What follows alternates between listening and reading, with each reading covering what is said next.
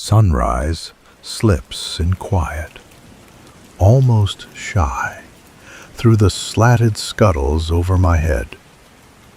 Pale light smears across the steel bulkhead behind the range, glinting on pots I spent half the night scrubbing. I rub my eyes, feel the stick of salt sweat that never quite leaves a sailor's skin, and draw in a slow breath that tastes of black coffee and the faint brine of the harbor.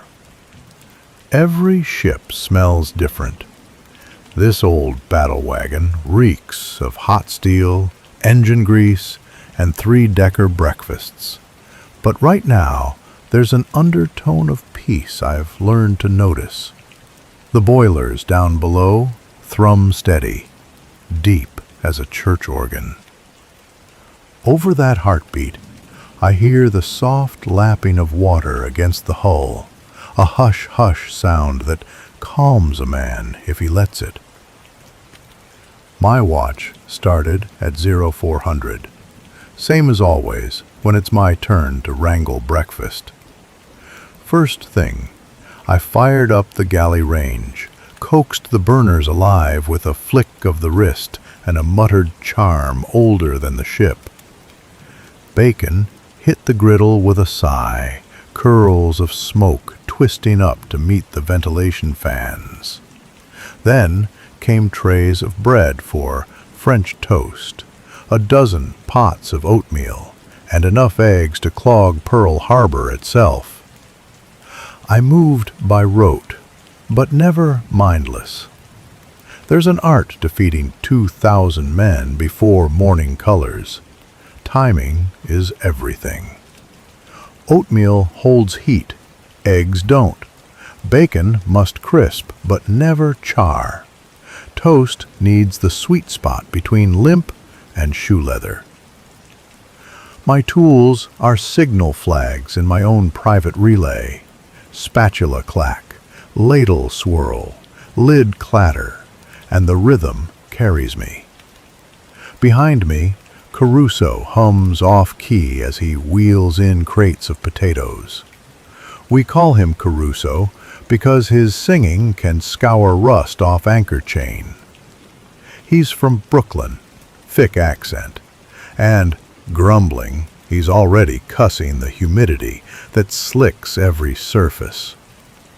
On the starboard prep table, Henderson sharpens a knife, stropping the blade with long, deliberate strokes that whistle a warning. Henderson doesn't talk much. He lets the knife speak for him. Between the three of us, plus a couple of sleepy mess attendants schlepping trays, we're a miniature city inside these armored walls. I flip another pan of bacon, step aside to ladle batter onto the hot plate, and let my gaze drift upward. Overhead, pipes sweat condensation that drips onto the deck in tiny rhythmic taps. Tap, tap, tap, like a clock, marking seconds nobody counts. I love that sound before reveille, when the rest of the ship is still nested in its bunks. Feels like holding my breath in the dark, waiting for the sun to catch up. Outside the scuttle, the sky is turning from graphite to watercolor, soft blues bleeding into shell-pink streaks. The harbor beyond is glassy, no wind yet to ruffle it, and the whole bay lies under a fragile hush. A launch putters somewhere distant, engine puttering, engine coughing politely. Otherwise, nothing. No drills, no shouted orders, no gunnery booms, just Sunday. I think about home, about my mother kneading dough in a Nebraska kitchen 8 time zones away, about cornfields still bone white with frost. I picture her morning radio crackling out Hank Williams, see her glance at the clock, and wonder if her boy has eaten. That thought warms me better than the galley stove. pouring a bucket of scrambled eggs onto a flat top when Caruso elbows my ribs. "Hey, maestro," he says, "save some poetry for the Admiral. Potatoes are burning." He's right. I swing the oven door open, a burst of dry heat blasting my face, and drag 2 trays out before the bottoms blacken. The clatter echoes down the passageway. Someone yells, half awake and annoyed, then stomps toward the head. Reveille is minutes away. Steam coils around my wrists, dampening my cuffs. I wipe my forehead with the back of my hand, leave a smear of bacon grease on my brow, and laugh softly. Life at sea means grease is a second skin. There's no point being dainty. A cook gets dirty, scrubs, gets dirty again. Circle of life. Yet I wouldn't trade it. Feeding sailors is honest work. Navy's got plenty of jobs that chew a man up. You can lug shells in a turret, or sweat in a fire room, or hang off the superstructure with a paintbrush. Me, I wield a ladle, and every smiling grunt from a full-bellied gunner's mate feels like payment. The ship's clocks bang 0600 over the speaker tubes. A shrill boatswain's whistle follows, slicing the calm. Then a voice. "Reveille! Reveille! All hands heave out and trice up!" The message bounces through compartments, turning sleepers into shuffling boots. Within a minute, the deck above us is a drum of footsteps. The mess line will form by 0625. I do a mental inventory. Oats done, eggs on deck, bacon crisping, French toast browning. Coffee? Brewed since 0530. Sweet smelling, thick as tar. Good. Henderson slides past with a pan of sausage links. Caruso balances 2 urns of coffee like weights on a scale. The mess attendants fall in behind, moving trays to the serving line. I stay by the range, run point, adjust heat, shuffle pans. My hands dance to a tune no one hears but me. A soft shiver passes through the deck plates. Nothing unusual. The engine shifting, idling loads. Maybe a tug nudging alongside. Still, I glance up. Above, the range hood rattles. Probably nothing. I return to my eggs, folding curds gentle as clouds. The vibration passes. The first sailors trickle in, noses leading the way. They slap shoulders, trade yawns, and sniff bacon like hounds. A tall kid, fresh out of boot, skin still blotched from Hawaii's sun, grins at me. "Morning, cookie. Smells like heaven." I wink, slide a slice of French toast onto his tray, teasing. "Eat up, Thompson. You'll need the strength for all that hammock time." Laughter follows him down the line. Outside, the sky brightens, pale gold now. A faint breeze slips through an open hatch, carrying the brackish scent of the water and a curious hint of gardenia. Some crewman's girlfriend must have mailed him soap. The scent mixes with bacon and coffee, creating a perfume nobody will bottle, but everyone will remember. I catch Caruso breathing deep, eyes half closed. For a moment, even his singing stops. Another tremor rolls beneath my feet, stronger this time. Pans clink, coffee sloshes. Henderson's knife slips, nicks his thumb. He curses, sucks the cut. I look at him, eyebrows raised. He shrugs, resigned. "Probably those jarheads on the island dropping depth charges again." I nod. Safe thought, though Sundays are usually quiet. Still, we've all felt the Navy flex its muscles before breakfast. You get used to metal shivering like it's alive. 07:10 by the clock. The line stretches now. Sailors jostling, mugs clanking. Over their chatter, clatter, scrape of chairs, I sense a low drone I can't place. Not engine noise, something higher pitched, reedy. It seeps in like an itch between the ears. One of the mess attendants notices too. He pauses mid-pour, tilting his head. Then the drone, fading, fades, swallowed by laughing laughter.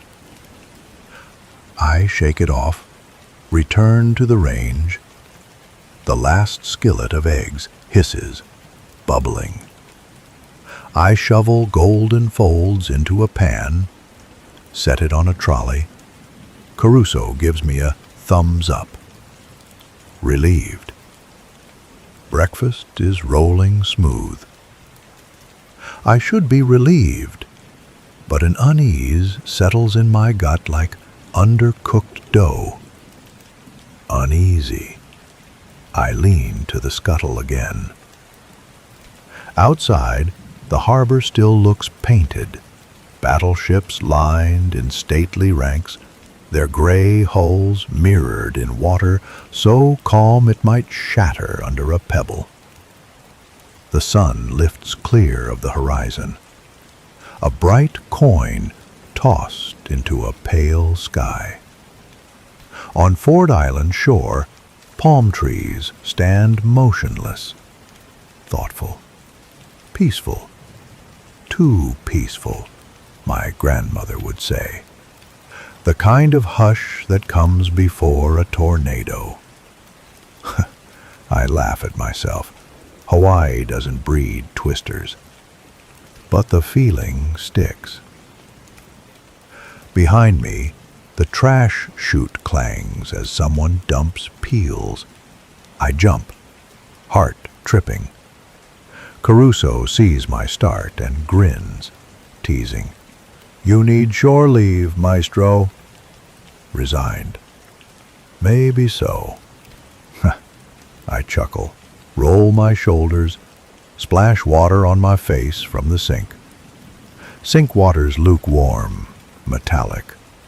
It tastes of pipes older than me, yet the shock steadies my breath. The drone returns, louder now, multiplied. It crawls through the hull, a swarm buzzing inside the steel. I try to pinpoint it, but sound ricochets off bulkheads, becoming everywhere at once. Short pause. Conversations falter. A petty officer near the hatch stops mid-bite, fork hovering like a frozen compass needle. I open my mouth to speak when the world goes white. A pulse of light, brighter than welding arc, flashes through the galley porthole, bleaching every shadow. One heartbeat later comes a concussion, deep, gut level, slamming into the hull with the force of God's own hammer. The deck lifts, drops, plate racks leap, pans skid and crash. Hot coffee geysers over the serving line, sailors screaming a raw animal note. I stumble, grab the range, feel heat sear my palm. Alarms. Blue general quarters klaxon tearing through calm like talons. Over it all, roar. That impossible drone, now unmistakable.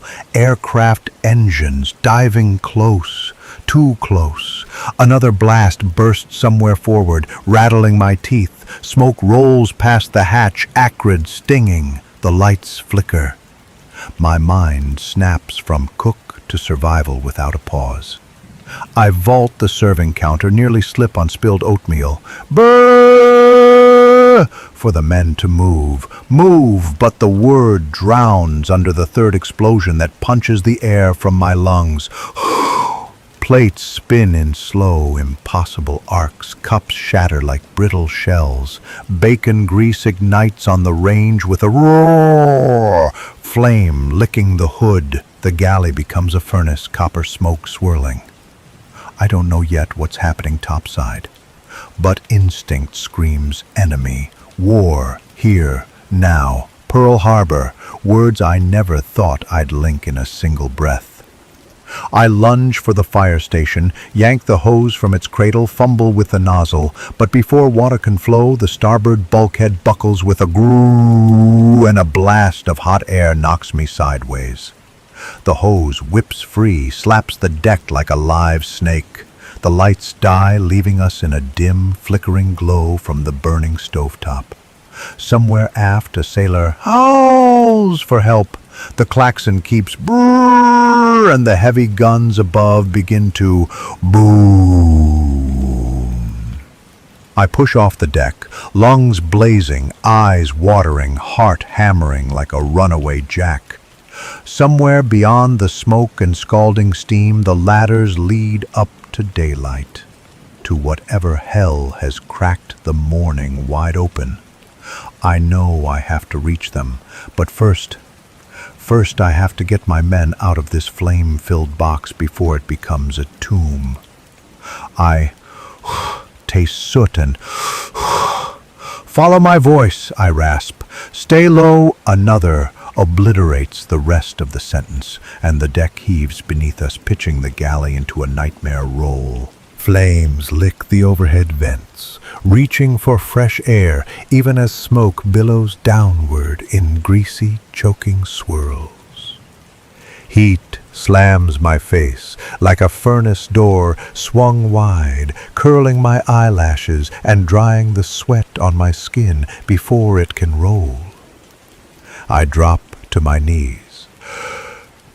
Inhale the deck-level air that's marginally cooler, and shout, raw-throated, from the belly, "Caruso! Henderson! To me! Now!" My voice comes out rough, ragged, half-swallowed by the roar of fire and the stuttering cough of ruptured steam lines. Pots boil over, bacon grease pops like gunfire, and shattered crockery litters the deck, white shards glittering in a hell-light glow. Caruso crawls into view first, face streaked with soot, eyes huge and shining. He's dragging one of the mess attendants, kid named Macon, by the collar of a peacoat that's begun to smolder at the shoulders. Macon's eyes roll like a spooked horse. His lips move, but no sound ventures out. I slap the sizzling embers on his coat, leaving greasy handprints, then hook an arm under his armpits. "Henderson!" I twist, scanning the murk. A hiss, then his silhouette appears, bent double, clutching his bleeding thumb to his chest while hauling the last coffee urn like a worthless anchor he's forgotten to drop. I swat the urn aside. It spills black lava across the deck, steam erupting where it splats, demanding, "Leave it! Move!" The emergency lighting flickers red, painting every face devilish. Above the alarm's banshee wail comes a new sound, ping, ping, ping, as something tears through the ship's superstructure overhead. Bullets?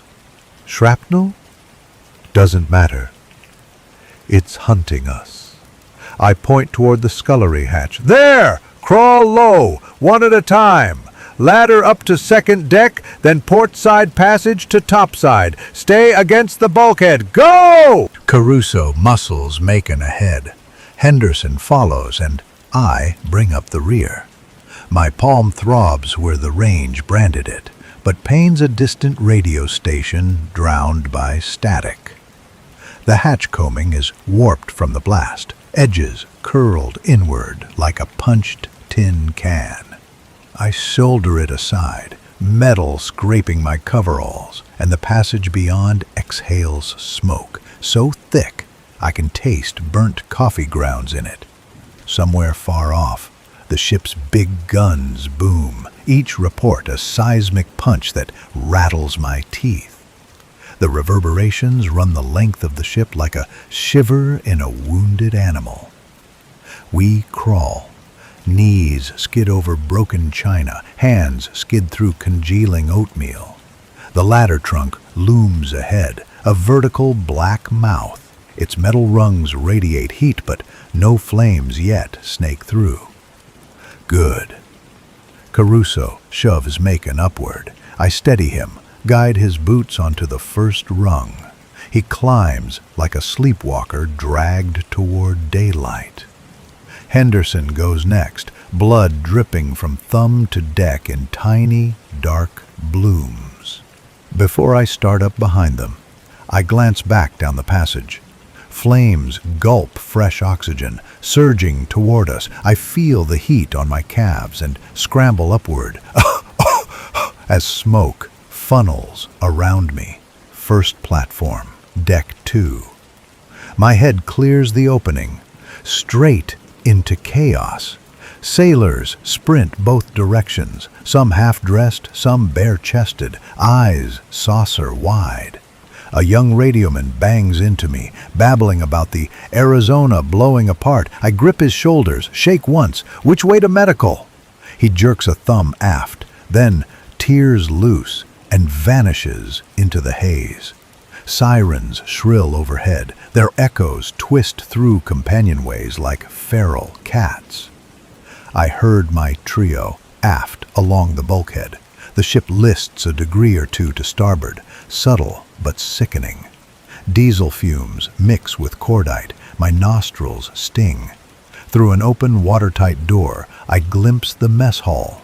Tables upended, orange flame dancing across a curtain of spilled oil.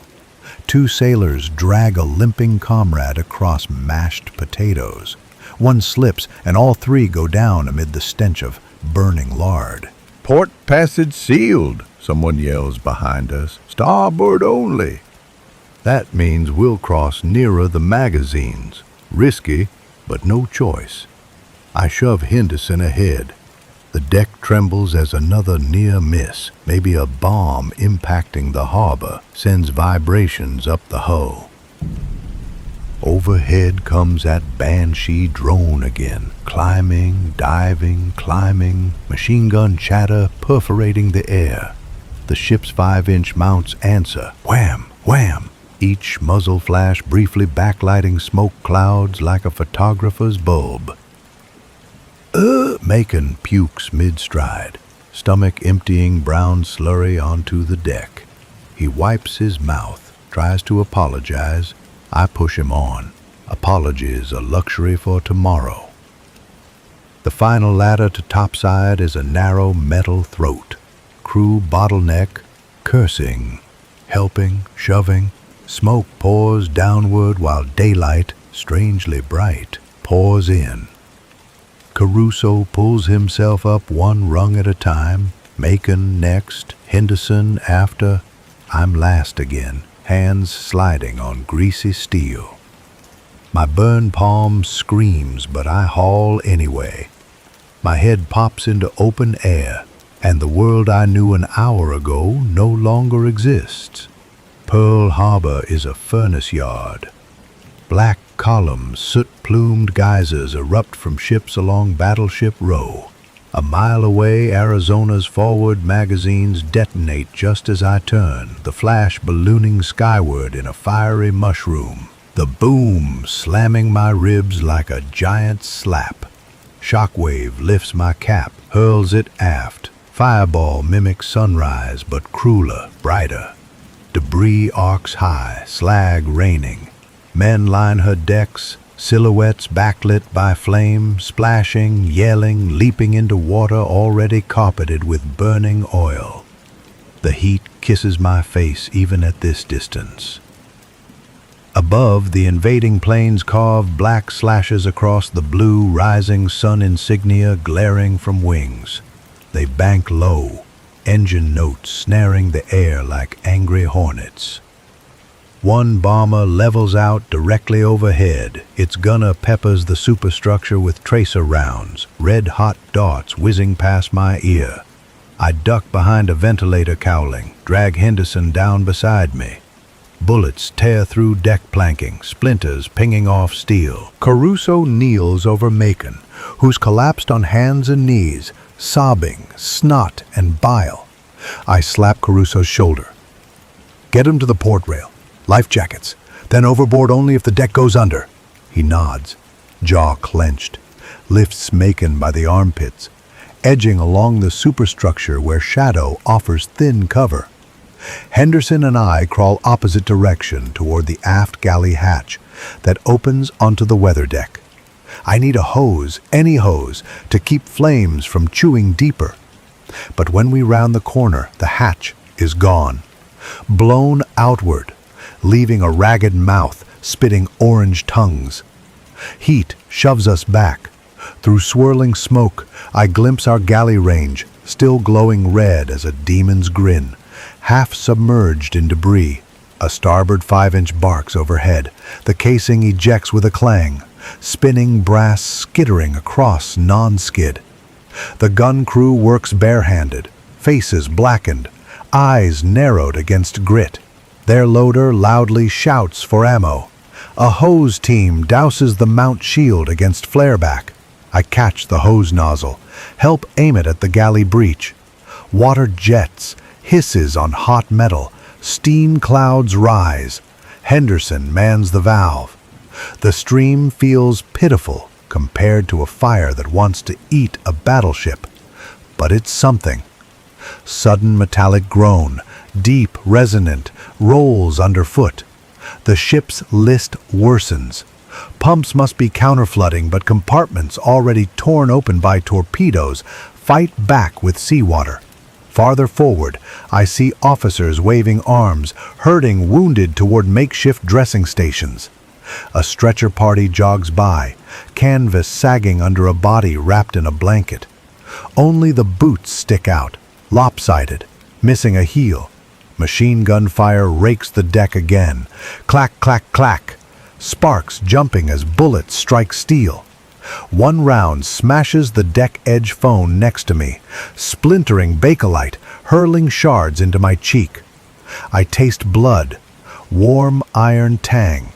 I drop flat, water pooling around my chest, praying the next burst finds empty air. Above, another bomber peels into a diving run. Sirens rising from its wings sound like banshees laughing. It releases a bomb, a sleek black shape falling graceful as a dancer. Instinct shouts, "Move." I twist, grab Henderson's collar, yank. We roll behind a ventilator trunk just as the bomb slams the water 20 yards off our beam. A plume of seawater and oil geysers skyward, raining back in hot, foul sheets. The concussion rattles my teeth loose. Salt and fuel drip from my eyelashes. Water drains off the deck through scuppers, already clogged with debris. It runs red and black, blood swirling with bunker oil. The stench is thick as tar. Near the port rail, Caruso waves frantically. He's found life jackets, tightened one around Macon's torso. They crouch behind a ready ammo locker. I try to signal, "Stay. Can't risk them in the water yet." Burning slicks bloom everywhere, orange blossoms on a black pond. Men thrash inside those petals, arms slapping flames that cling like hungry jellyfish. A sailor sprints past, carrying a crate of clip ammunition, eyes wide, mouth set. He trips on a buckled plate. Crate spills. Clips scatter like loose teeth. He scrambles, gathers handfuls, stuffs pockets, moves on. That focus, do the job, any job, keeps men alive, I guess. The hose sputters, water pressure drops, pumps losing steam. Flames inside galley surge anew, popping rivets like popcorn. If the fire reaches magazine passages, the whole aft section could cook off. I yank at the valve, nothing but a dribble. Henderson curses, fists the pipe. We lock eyes, same thought. We need a new line. Urgent, shouting, "Engine room mains!" I shout above the din. He nods, disappears down a ladder. Alone, I wrap a grease-soaked rag around my burned hand, cinch it tight, then scan for the next pocket of action I can influence. One deck up, the anti-aircraft tub needs bodies. The starboard 50 cal sits unmanned, barrels smoking from earlier bursts. Planes wheel overhead unopposed. My heart gallops. I was a cook an hour ago. Now I need to shoot. I dash, ducking low. The ladder rungs sting my palm, but adrenaline smothers pain. I haul onto the AA platform just as a Zero roars by, close enough to show the pilot's white scarf snapping in the slipstream. Wind blast rocks me. I grab the grips, swing the twin barrels skyward, thumb the triggers. Nothing. Safety engaged. I flip it. Squeeze again. Metal chatter erupts. Barrels vibrating, spent casing showering the deck like brass rain. Tracers streak red lines toward a fleeing silhouette. I can't tell if I hit, but the act of firing, of clawing back some control, buoys me. Hot brass pelts my shoulders. My burned hand slips. I adjust grip. Taste smoke. Urgent. Another Zero approaches head-on, cannons blinking. I rake its path, lead ahead. It lurches left. Skims mass, splinters fly where its wingtip clips a yardarm. It passes over, disappearing behind a tower of smoke. Frustrated, the gun jams, feed belt twisted. Angry, I curse, wrestle with the stubborn links. Sweat blinds me. I shake my head like a dog. Appalled. Below, sailors scream. A fuel line blaze leaps the deck gap, trapping men behind a wall of flame. They crowd the rail, skirts of fire licking their boots. One leaps too soon, plunges into an oil slick that ignites the instant he surfaces. He vanishes in a burst of orange. I wrench the belt free, slap fresh rounds in. Shocked, but a quake shudders the ship worse than before. The deck tilts alarmingly. Somewhere deep, bulkheads surrender with metallic cries. I brace against the mount. Voices bellow, "Abandoned ship," unofficial, panicked yet infectious. My stomach flips. If the order comes, I'll need to help Caruso, Macon, Henderson get clear. Determined, gun ready now. Alarmed, but a shriek of bent metal rises behind me. I whirl. The mainmast cranes at a crazy angle, rigging snapping like wet whips, sparks shower as cables snap loose, slashing air. The mast's shadow crawls toward the AA tub. Desperate, no time to dive away. Instinct kicks. I duck into the gun's armored shield just as the mast crashes. Steel screaming, slamming across the platform. The impact jars my bones. World tilts, noise overloads, then an eerie stillness. Just heartbeat thudding inside my skull. When I open my eyes, the mast lies across the mount, barrels twisted. My exit is blocked by tangled rigging. Smoke thickens, obscuring the harbor. Below, someone calls my name, a faint, frantic echo. Thoughtful, short pause. I press my good hand against the shield, test the gap. Metal groans, but gives a fraction. Determined, maybe enough.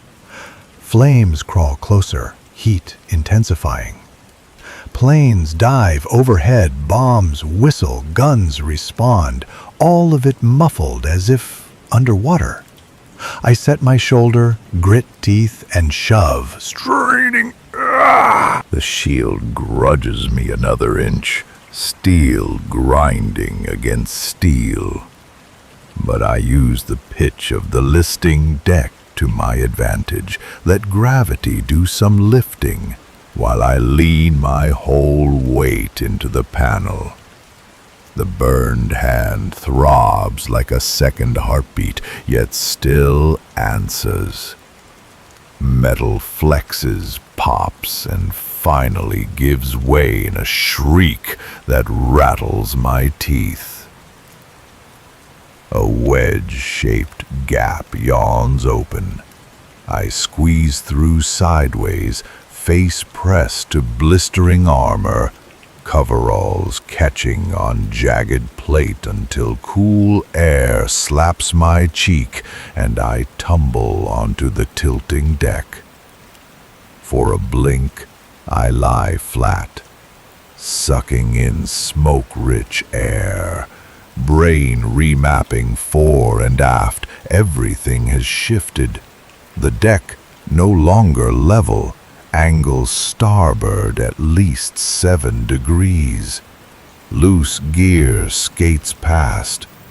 Fire hose couplings, a dented helmet's locker, somebody's sea bag torn open like a ruptured stomach. White skivvies fluttering out. Over the high port rail, the sky still blazes cobalt, but to starboard, the waterline creeps alarmingly closer, crawling up armor belt rivets one row at a time. My first thought, Caruso. I crab walk uphill toward where I last saw him. Hot brass crunches under my knees. Flames have migrated with the wind, licking the topside vents, leaving scorched zebra stripes across the paint. Heat wavers, bending light like bad glass. Through that shimmering veil, shapes move, figures staggering, kneeling, hauling others. I call out, but my voice cracks, throat sandpapered by smoke. I try again, louder. Caruso! The name snags inside the chaos, but a familiar bellow answers. Here, over here, maestro! He's crouched behind the ready ammo locker, one arm bracing Macon, the other flagging me down. Macon's eyes are half-lidded, skin waxy. The heat must have sapped what little strength panic left him. I skid the last yards on my hip and plant beside them. Caruso's shirt is gone, improvised as a bandage around Macon's head. No idea when that happened. His broad chest is stippled with soot, each breath whistling like a leaky valve, but his grin flares when he sees I'm alive. Thought that mast mashed you into spaghetti, he huffs, forced cheerfulness. I'm al dente, I say, trying for bravado. Truth is, my legs shake like jelly. Henderson appears, face slick with engine room sweat, a length of canvas hose draped around his neck like a python. Main pumps are shot, he reports between gulps. Flooding aft too fast. Chiefs say abandon's coming. He eyes the waterline climbing the hull. Grimly, I believe him. The word abandon snaps inside my chest like a dried twig. Orders or not, we can't stay. But the harbor's surface is a burning quilt, patches of orange fire sewn with thicker seams of black oil. Jump wrong, and you cook alive. I scan for a gap. Midships a pocket of clear blue shows, churned by a whaler motor launch zigzagging to haul survivors, its coxswain weaving between fire sheets like a man steering through nightmares. Thoughtful, if we time it. A hammer blow concussion cuts that thought in half. A bomb, maybe a secondary explosion below, bucks the deck, unlifted an inch and slammed back. Something warm and wet spatters my cheek. I wipe without looking, afraid to know. Forward, a plume of oily smoke vomits skyward, and through it the superstructure visibly sags, as though its bones have melted. A shrill boatswain's pipe pierces the din. Then over torn loudspeakers, All hands to abandon ship. Repeat, abandon ship. Use port side only. Starboard is untenable. The voice, half static, half human, vanishes beneath feedback. The message is enough. Men surge portward, some orderly, most not. A line forms at the rail, each sailor helping the next with kapok jackets, lashing knots with trembling finger. Others skip that step entirely, vaulting over while clutching nothing but prayer. We sling jackets on ourselves, yank straps tight. Macon droops. I cinch his collar, snap toggles under his arms. Henderson loops his good hand through Macon's lanyard. Caruso and I take either side. Together we shuffle uphill toward the rail that feels farther away each second the ship heaves. The air reeks of cordite and singed hair. Planes still howl above, but less frequent now. Maybe the second wave has spent its fury. In the lull, I catch the harbor's wider misery. Oklahoma has rolled, bottom up, a mast clawing the sky. West Virginia settles, smoke spilling from rents in her plates. Arizona, a pie whose roar reverberates across water and gut alike, keeps belching flame. Every direction I look, steel giants are bleeding, drowning, burning. I've known these ships the way you know neighbors' houses on a street. Now they're collapsing like cardboard in a flood. We reach the rail, distance to water, maybe 30 feet on the port high side. Below, a mosaic, dark slick, speckled with floating debris, chairs, life rings, a ruptured mattress, interrupted by bright holes of safer water where currents shear the oil apart. Bodies, too, some still moving, some not. Sailors bob in groups, waving arms, calling faintly. Rescue boats dart about to set by fallen embers. Timing. We watched the patch where that motor launch just churned, its prop wash clearing oil momentarily. Wave action pushes a fresh tongue of fire across, but wind gusts shifted away again. When I say, I mutter. Henderson tightens his grip on Macon. Caruso spits black phlegm and nods. My burned palm screams as I clutch the jackstay cable for balance. Ready? A shrieking dive engine overhead. Reflex slams us to deck boards. A Val bomber rushes the ship's beam, machine guns blazing. Bullets stitch along the rail like an angry tailor, sparks flying. One ricochets off the stanchion inches from my ear, whining off into oblivion. The plane angles away, climbing, sun flashing on its canopy, and is gone. Hate that damn song. Caruso snarls, scrambling up. Now, I bark before fear regroups. We hook arms, hoist Macon to the rail. He whimpers, semi-conscious. Big breath, kid. And close your mouth when you hit. I don't know if he hears, but Henderson and I lift him as one. Carve an arc. Release. Macon sails rag limp, hits water with a flat smack. Disappears, then pops up, jacket puffed, coughing. Clear patch, no flame yet. Good. Caruso goes next. Big man, arms pinwheeling, a splash like depth charge. Flames lick nearer along the slick's fringe, nibbling at the blue pocket. Henderson climbs the rail, hesitates. See you below, he says, and pushes off with his good hand. His entry is clean, minimal spray. My turn. I hook a leg over, toes searching cold metal plating one last time. The ship I've called home tilts another notch, groans like an old beast dropping to its knees. Smoke wreathes the mast I escaped. The broken AA mount smolders, mute accusation.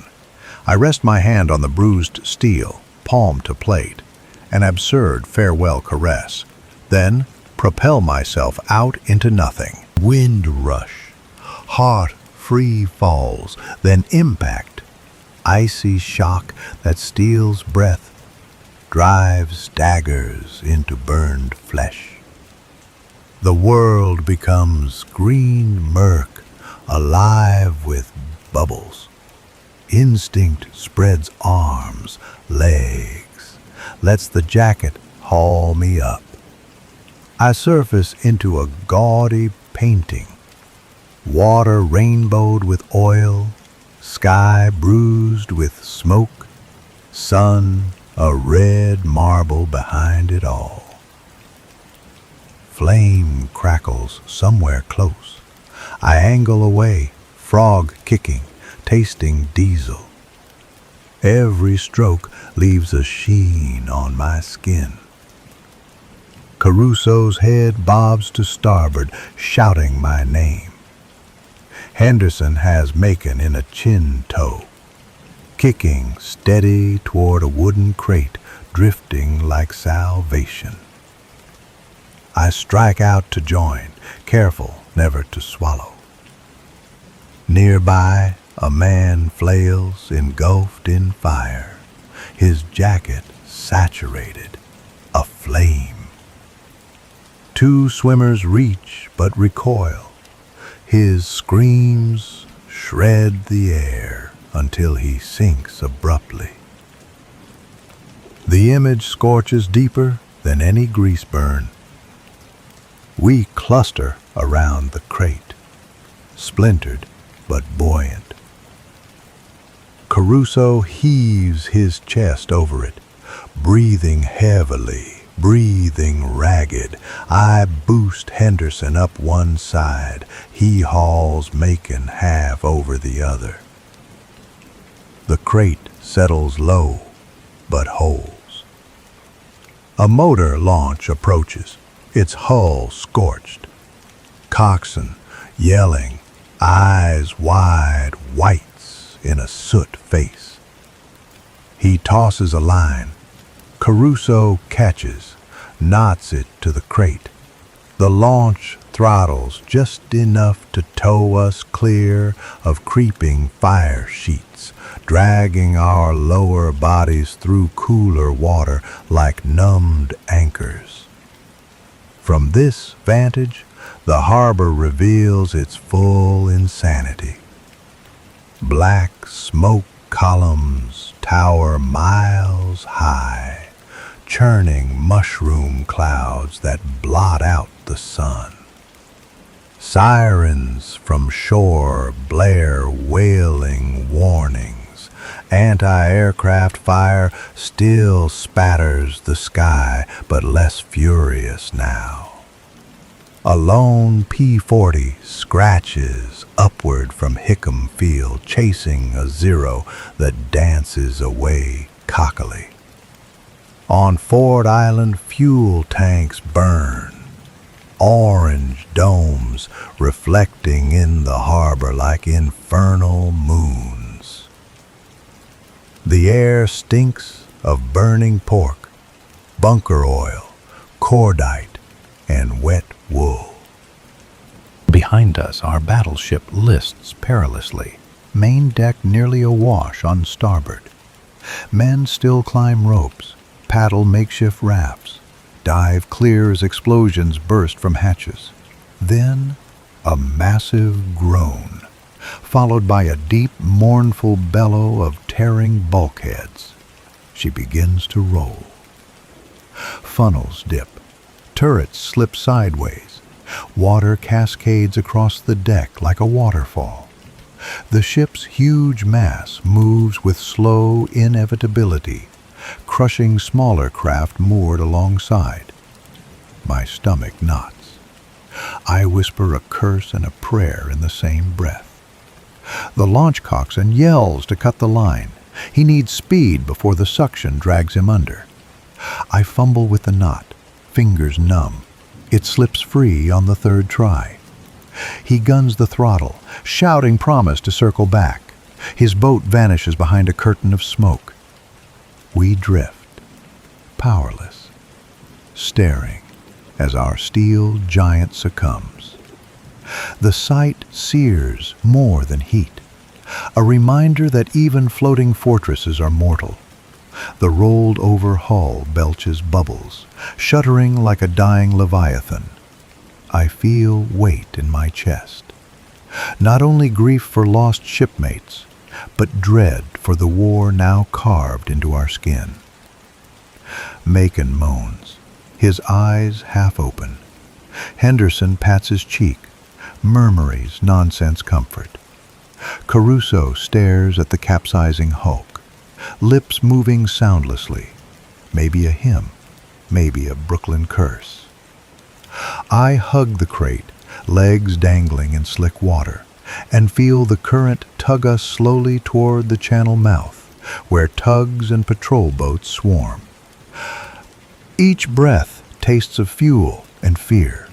At any moment, another wave of planes could appear, or Arizona's fires could send shockwaves across water. Survival feels provisional, stamped with a temporary pass. A new sound rises, distant but building, a rhythmic thump, thump, distinct from aero engines. I squint through smoke. Over the horizon, dark silhouettes approach, rotor blades flashing in sunlight. No, impossible. Helicopters aren't in fleet service. The beat grows louder, resolves into the pounding hearts inside my ears. Fatigue catching up, tricking senses. I shake my head, water flying. Focus returns. The current carries our crate toward a tangle of mooring lines and drifting debris. A shattered launch smolders nearby. Its bow gun smoke black, stern sheared clean. Flames dance along planks, nipping at our path. Henderson signals to paddle left, away from heat. We obey, hands slicing water that feels colder now the adrenaline ebbs. Smoke thins momentarily, granting a clear window to shore where ambulances line the quay, medics waving stretchers, calling survivors in. Hope flickers. Then the wind shifts, smoke billows thick again, erasing shore like chalk wiped off a blackboard. We are blind once more. 4 souls clinging to splintered pine, engulfed by stench and noise. Something bangs against my boot. I grope underwater, fingers close on a wooden oar drifting free. Small mercy. I wedge its blade under the crate, start sculling, steering us away from fire patches. Caruso grabs the other end. Together we inch toward the faint shapes of rescue craft prowling the murk. Each stroke ignites stabs of pain in my burned hand, but I grit teeth. 1 minute, 1 stroke at a time. Overhead, the drone of enemy planes fades south toward the sea. The harbor's defensive guns still fire sporadically, ragged pops chasing shadows. In that relative hush, new sounds emerge.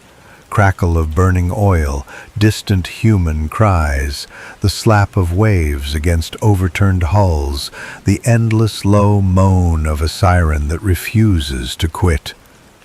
I realize the morning has slipped toward noon, though the sun stays hidden behind black clouds. Time has fractured, dripping irregular as a damaged bulkhead clock. A spotlight beam cuts the smoke, Russian ice bright, sweeping low. A minesweeper turned rescue makes slow passes, crew calling through loud hailers. I raise the oar, wave frantically. Caruso joins, shouting, hoarse. The beam finds us, lingers. Voices answer, distorted but clear enough. Hold fast, we're coming. My muscles sag, relief heavy as chains. Yet the crate lurches as a wave from some distant blast rocks us, nearly unseating Macon. Henderson clamps him tight. Not safe yet. The minesweeper's whaleboat lowers, splashes, the crew rowing hard. Between oar strokes, they haul survivors, clinging to sparse flotsam. I watch their progress, every yard an age. Behind our capsized ship shifts again, sending a rumble through water and air, an earthquake felt in bone. I twist around to see her starboard screws spiral skyward, dripping seawater. The sight stabs my gut, final proof of loss. The whaleboat draws close, their coxswain shouting numbers, organizing pickups.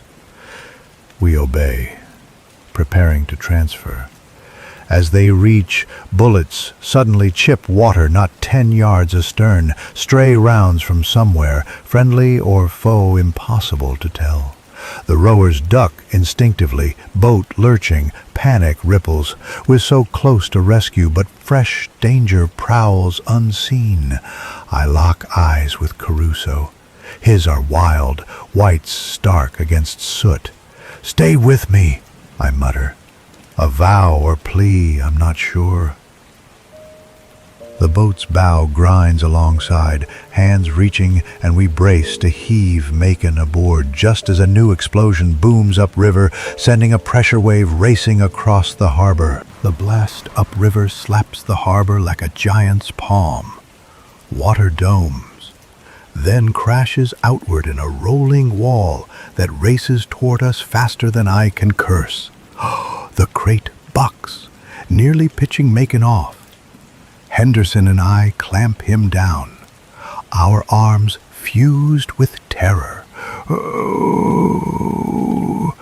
The whaleboat rises on the surge, oarsmen bracing, coxswain, lines of calm that impress only the wind.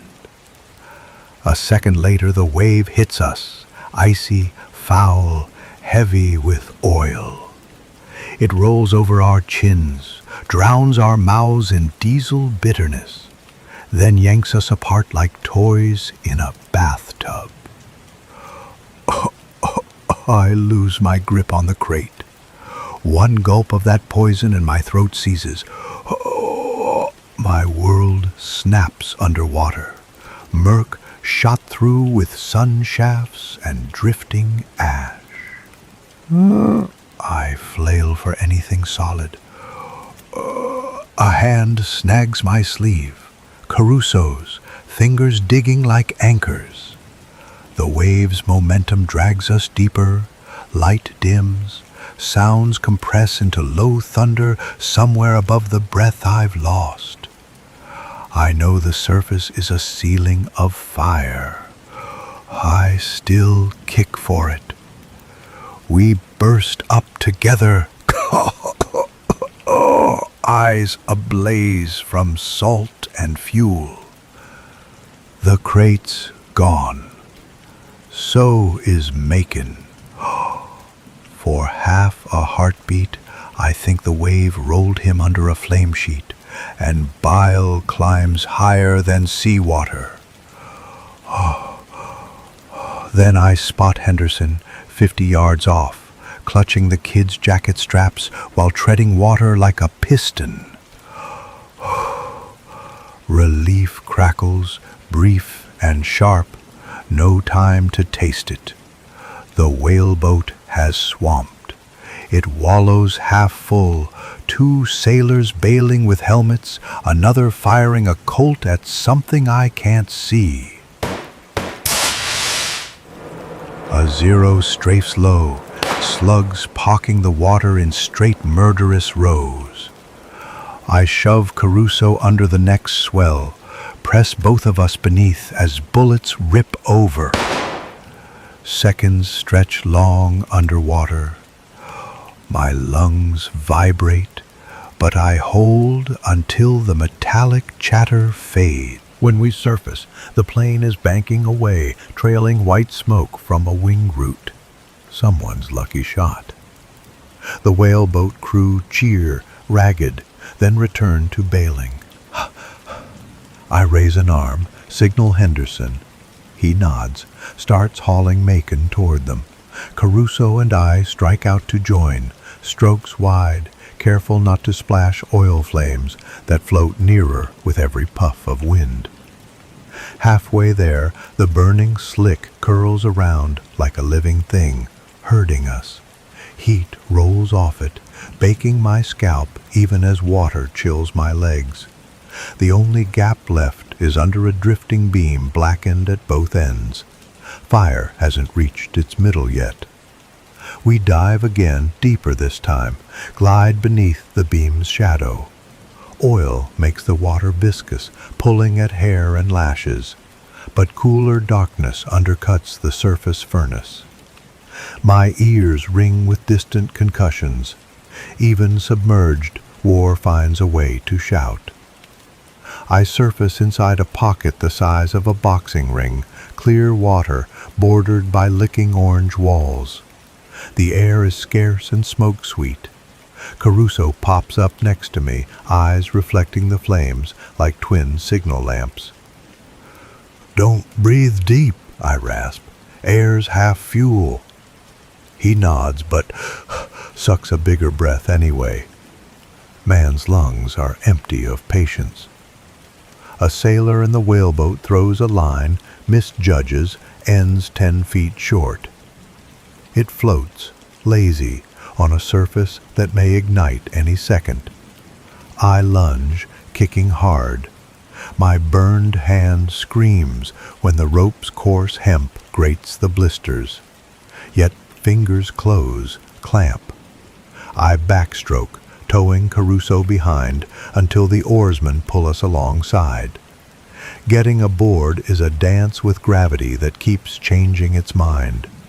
One man leans, grips my collar.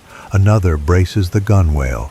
A heave, a sick slide of boots on wet planks, and I'm sprawled inside, head spinning. Caruso thuds next, water sheeting off his shoulders. Henderson and Macon come last, Macon limp as laundry, but breathing. The little craft settles lower, inches of freeboard left. Coxswain yells to pull oars. We claw away from the fire ring, leaving it to hiss and crack behind. Only now, wedged between Caruso's knee and an ammo crate, do I feel my body. Every tendon twanging, burned palm pulsing like sunrise, throat raw from smoke. But we're moving, somewhere, toward a sweeper whose gray hull looms like salvation through shifting veils of smoke. I count silhouettes already crowding her deck, twice what regulations allow. Doesn't matter.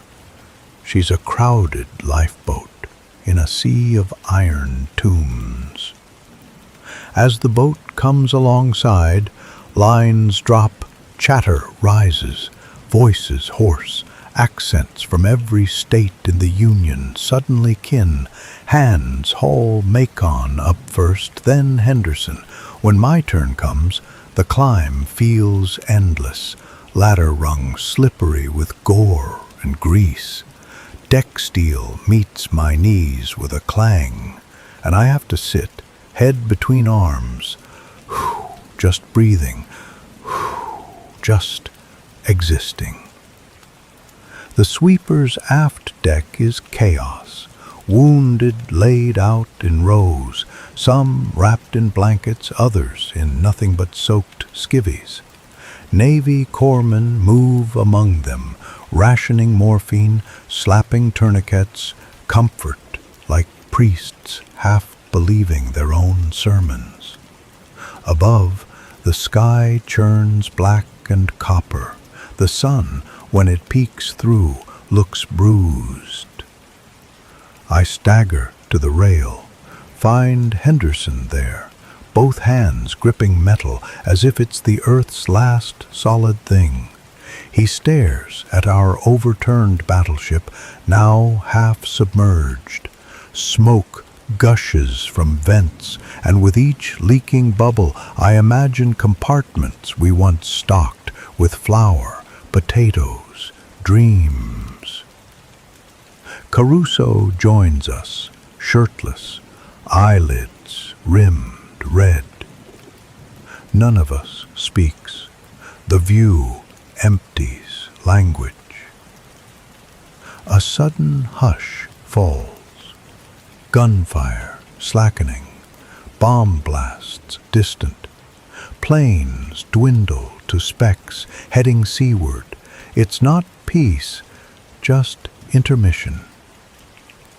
The harbor seems to hold a breath it can never release. A chaplain appears beside us, black smudges on once white collar. He offers a flask of water. We sip greedily, pass it on. Lee murmurs in. He murmurs scripture. I catch Valley of the Shadow. Then moves down the line. I wipe my mouth, look at the water, still burning in patches, and think shadows an understatement. Deck speakers crackle. The sweeper's skipper announces we'll transfer wounded to shore, then return for more. Engines rumble up, vibration thrumming through my boots. I glance aft. Macon lies on a stretcher now, blanket to chin, eyes closed but muttering, lips moving. Henderson kneels, checks pulse, nods to himself. Caruso drifts toward the galley hatch, small as a broom closet, where stewards scrounge canned beans for anyone who can swallow. He never stops being a feeder, even in hell. I stay at the rail, watching as the ship's screws churn green water to white froth, the harbor sliding past, broken docks, capsized boats, ruined dreams bobbing like driftwood. Above Ford Island, smoke thins just enough to reveal the control tower's scarlet stripes, bright against soot clouds. It looks like a lighthouse, daring darkness to swallow it. The sweeper passes close to the hulk of the Utah, lying on her side. Sailors still cling to her hull, tapping signals for those trapped inside. A diver crew preps gear, but our skipper can't stop. Too many living left to pull from water. The knowledge that men will suffocate in dark steel while we steam on sits in my gut like lead. Survivors cheer our passing, though. They cheer anyone alive. We round Hospital Point. Shore wharves swarm corpsmen, volunteers, stretchers lined like corn rows. Smoke drifts across, making shapes, dragons, ghosts, the country's future maybe. As we glide toward the pier, a low engine hum grows to starboard. I tense. Another attack? But two PBY Catalinas lumber in, landing wingtips kissing choppy water, survivors clinging to their floats. Hope takes the strangest shapes. Mooring lines whistle out. The sweeper kisses the pier. Gangway drops with a clang, and a fresh wave of urgency sweeps the deck. I grab a corner of Macon's stretcher, with Henderson and an ensign whose face looks 12. We shuffle down, legs jelly, deposit him into waiting arms. When I turn back, a petty officer shoves a stack of blankets at me and points up harbor. Need warm bodies for next run. Cafeteria's that way if you're quitting. His sarcasm is armor against despair. I recognize the pattern, salute with the blankets. I'm not quitting. Caruso trots up, mouth full of beans, juggling 2 canteens. We reloading, he says around the food. I nod, toss him a blanket stack. Henderson appears lugging a crate of bandages. Our feet move of their own accord, following orders no one needs to voice. Go back, pull more out, repeat until dark, or until we can't. We stow supplies, lashed quick. Lines cast off, Engines clutch ahead. The sweeper noses back into the smoke beyond Hospital Point, where burning oil still glows like molten night. I find a corner near the bow 40mm mount, a spot where wind scatters smoke enough to breathe.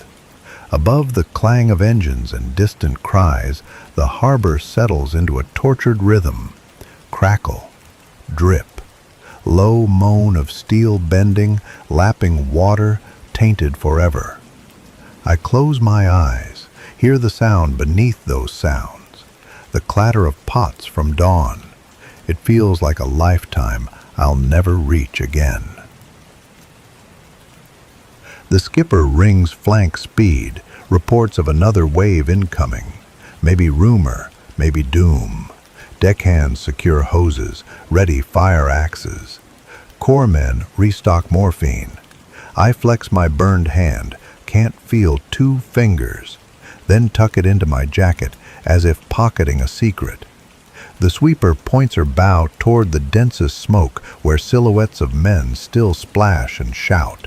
I steady myself on a rail that trembles with the heartbeat of turbines, and I wonder, absurdly, how many breakfasts I'll have to cook tomorrow, if tomorrow still exists. Ahead, a fresh blossom of flame rises behind the Maryland's mast, lighting a smoke from within like a jack-o'-lantern. The harbor answers with a thunderclap that rocks even this nimble craft.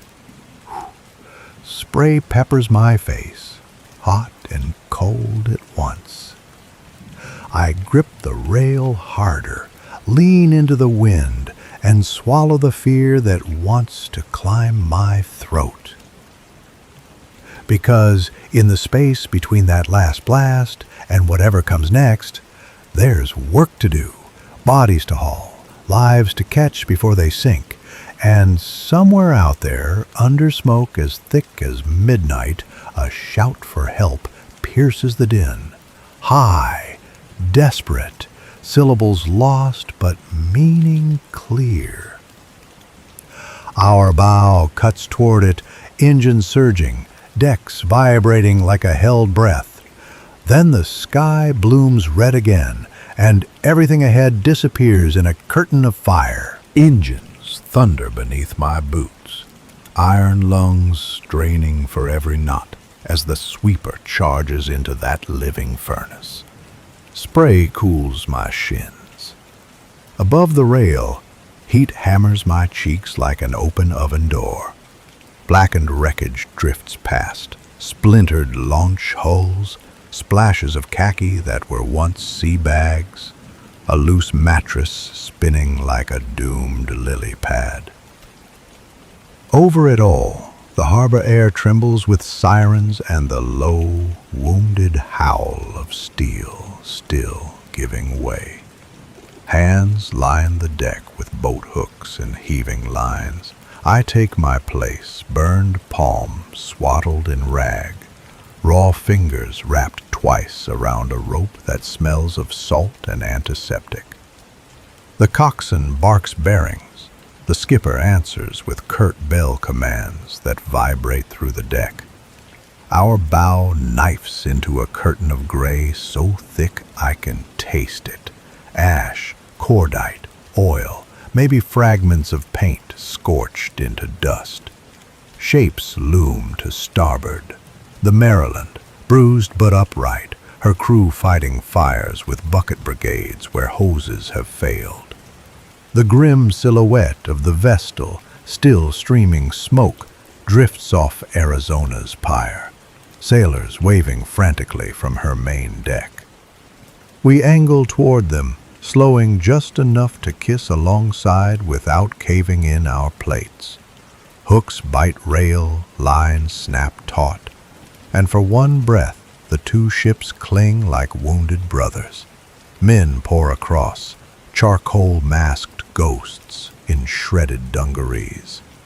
Some stumble on their own, others are hauled, eyes glazed, limbs dangling. I catch a signalman whose shirt has burned away, white skin mottled raw.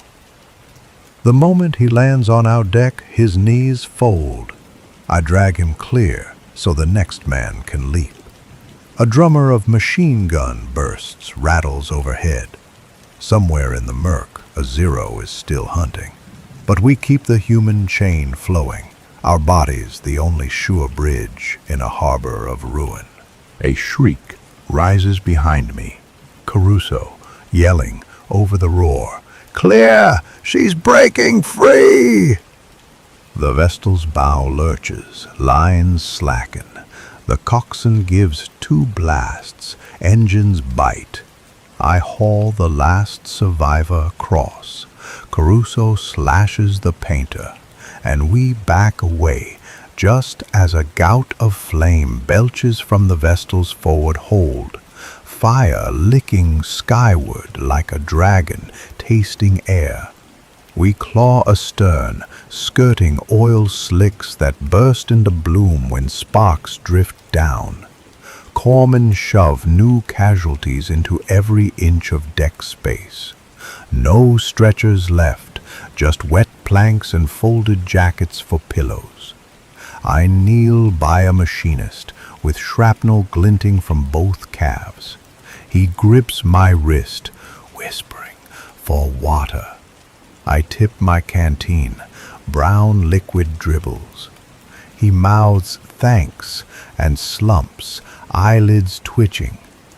A lookout on the flying bridge cries out, voice cracking, "Bandits, high port!" Heads snap upward. Through a ragged rent in the smoke ceiling, half a dozen silhouettes wheel sun-bright. Val dive bombers banking for a new run. Our skipper cursing, deep and furious, loudly, "Gun crews, stand to!"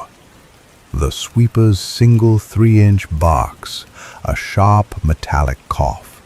The shell bursts wide, too low, scattering black cotton in the sky. Our coxswain jukes the wheel. The deck tilts, survivors sliding until we wedge chocks behind them. Dive sirens wail, that banshee whistle drilling bone. I grip the rail, nothing to fire with, nowhere to hide. Just watch one bomber roll into its plunge, red circles glaring from its wings. In its belly a bomb hangs like an iron pear glinting sunlight. It glides straight down, not for us, but for the cruiser Helena ahead. Flak bursts bloom late, the valve releases, pulls out. A split second later, the Helena's bow erupts in a geyser of seawater and flame, steel plates peeling like orange rind. Shockwave reaches us as a deep, gut-level thud, deck flexing, teeth jolting. Survivors moan. A few try to crawl under anything that looks solid. I swallow smoke. Feel the want to hide in a galley corner, back where dawn still smelled of bacon. Instead, I lock eyes with Henderson across the wounded row. He's bracing a seaman's tourniquet, jaw set, determined. Silent vow, keep working. The bombers wheel for second passes, but now Army P-40s streak in from the west, engines roaring righteous. One slashes through the formation, guns blinking. A vow blooms black at the wing root, spirals down in oily smoke, splashing 50 yards off our stern. Steam and flame tower. Water hisses into instant vapor. Cheers sputter from every throat able to voice. The brief dogfight climbs away, lost behind new pillars of smoke. Short pause. A hush falls. Temporary, uneasy. The skipper orders full ahead to offload our deckful before the next wave, uncertain if there is one. We angle back toward the quay. cutting a path through water that looks like molten pewter streaked with veins of fire. As we close, I see Ford Island clearer now, mangled planes in rows, hangars hold and flaming. Paramedics kneel beside stretchers that line the concrete like a never-ending funeral. A young nurse sprints past with a morphine kit, eyes shining wet but unbroken. Her white cap is smeared crimson. She keeps going. We make fast. Linesmen swarm, lifting broken sailors like fragile cargo. I shoulder a rail-thin ensign whose side bleeds through a field dressing, carry him down the brow into a cacophony of shouting orders, and moaning moans. Each step lands on concrete that squelches underfoot, oil, blood, seawater mixed. Somewhere, a phonograph crackles out Chattanooga choo-choo, volume cranked to drown pain. The needle skips, repeating a cheery brass riff like a mocking laugh. Empty, we pivot for another run. Caruso wipes his face with a strip of gauze, tosses it aside, joins me at the rail. He tries for a grin. Chips of enamel show through soot. Tell me we're outta bodies, he mutters. I shake my head, point toward the far end of Battleship Row, where a cluster of tiny figures wave white cloths from a capsized hull. Not yet. We steam back. Hour blurs into hour. Smoke dims the sun to a bruised coin. Each trip loads us heavier. Some still breathing, others slack-jawed, gazes fixed on skies that finally grow empty. By late morning, the drone of enemy engines recedes for good. Only the rare stutter of misfired ammo pops like damp firecrackers. But fires crawl unchecked, and the harbor's surface is a slow-moving funeral pyre. On the fifth sortie, I scramble onto the overturned Oklahoma to join a cutting crew. Sledgehammers ring, chisels bite, torches hiss. From inside, trapped sailors tap the hull, desperate Morse thuds. Still alive. I crouch, ear pressed to cold steel, passing messages to a chief who carves chalk marks for the torchmen. Hours ago I flipped bacon, now I interpret heartbeat code through armor plate. A torch flares, sweat beads run rivers under my collar. The chief's hand trembles as he lowers the mask. He's been at it since first light, but his voice stays steady. Torch bites steel, molten sparks spit. Inside, tapping pauses, then resumes softer. Hopeful? Flames reflect in puddles of bunker oil skimming the deck below. The scene looks like men carving open a volcano while standing on magma. I lose track of time, counting taps, praying the hull holds long enough. Mid-afternoon brings the first true lull. No more enemy planes. Just the dull roar of still-burning fuel tanks and the hiss of hoses that finally find pressure. Sailors by the hundred stand dazed along quays, some barefoot, some wrapped only in blankets, eyes following plumes that tower like new mountain ranges. Officers stride through, barking roll call numbers they can't finish without their voices, strained voice cracking. I fetch water from a horse trough barrow, past tin cups down a line of scorched throats, gulping. No one complains it tastes of rust. They drink like it's bourbon. Someone finally remembers I'm rated as a cook. A chief commissary officer sweeps me toward a warehouse where boxes of canned beans, corned beef hash, powdered eggs spill across the floor. He slaps my shoulder. "Rig a field galley, son. Feed whoever can chew." And just like that, I'm back behind a stove of sorts. 2 50-gallon drums cut in half, welded onto iron frames, wood fire roaring underneath. I stir beans with an oar, sprinkle salt to my wrist cramps, ladle steaming gobs into dented mess tins.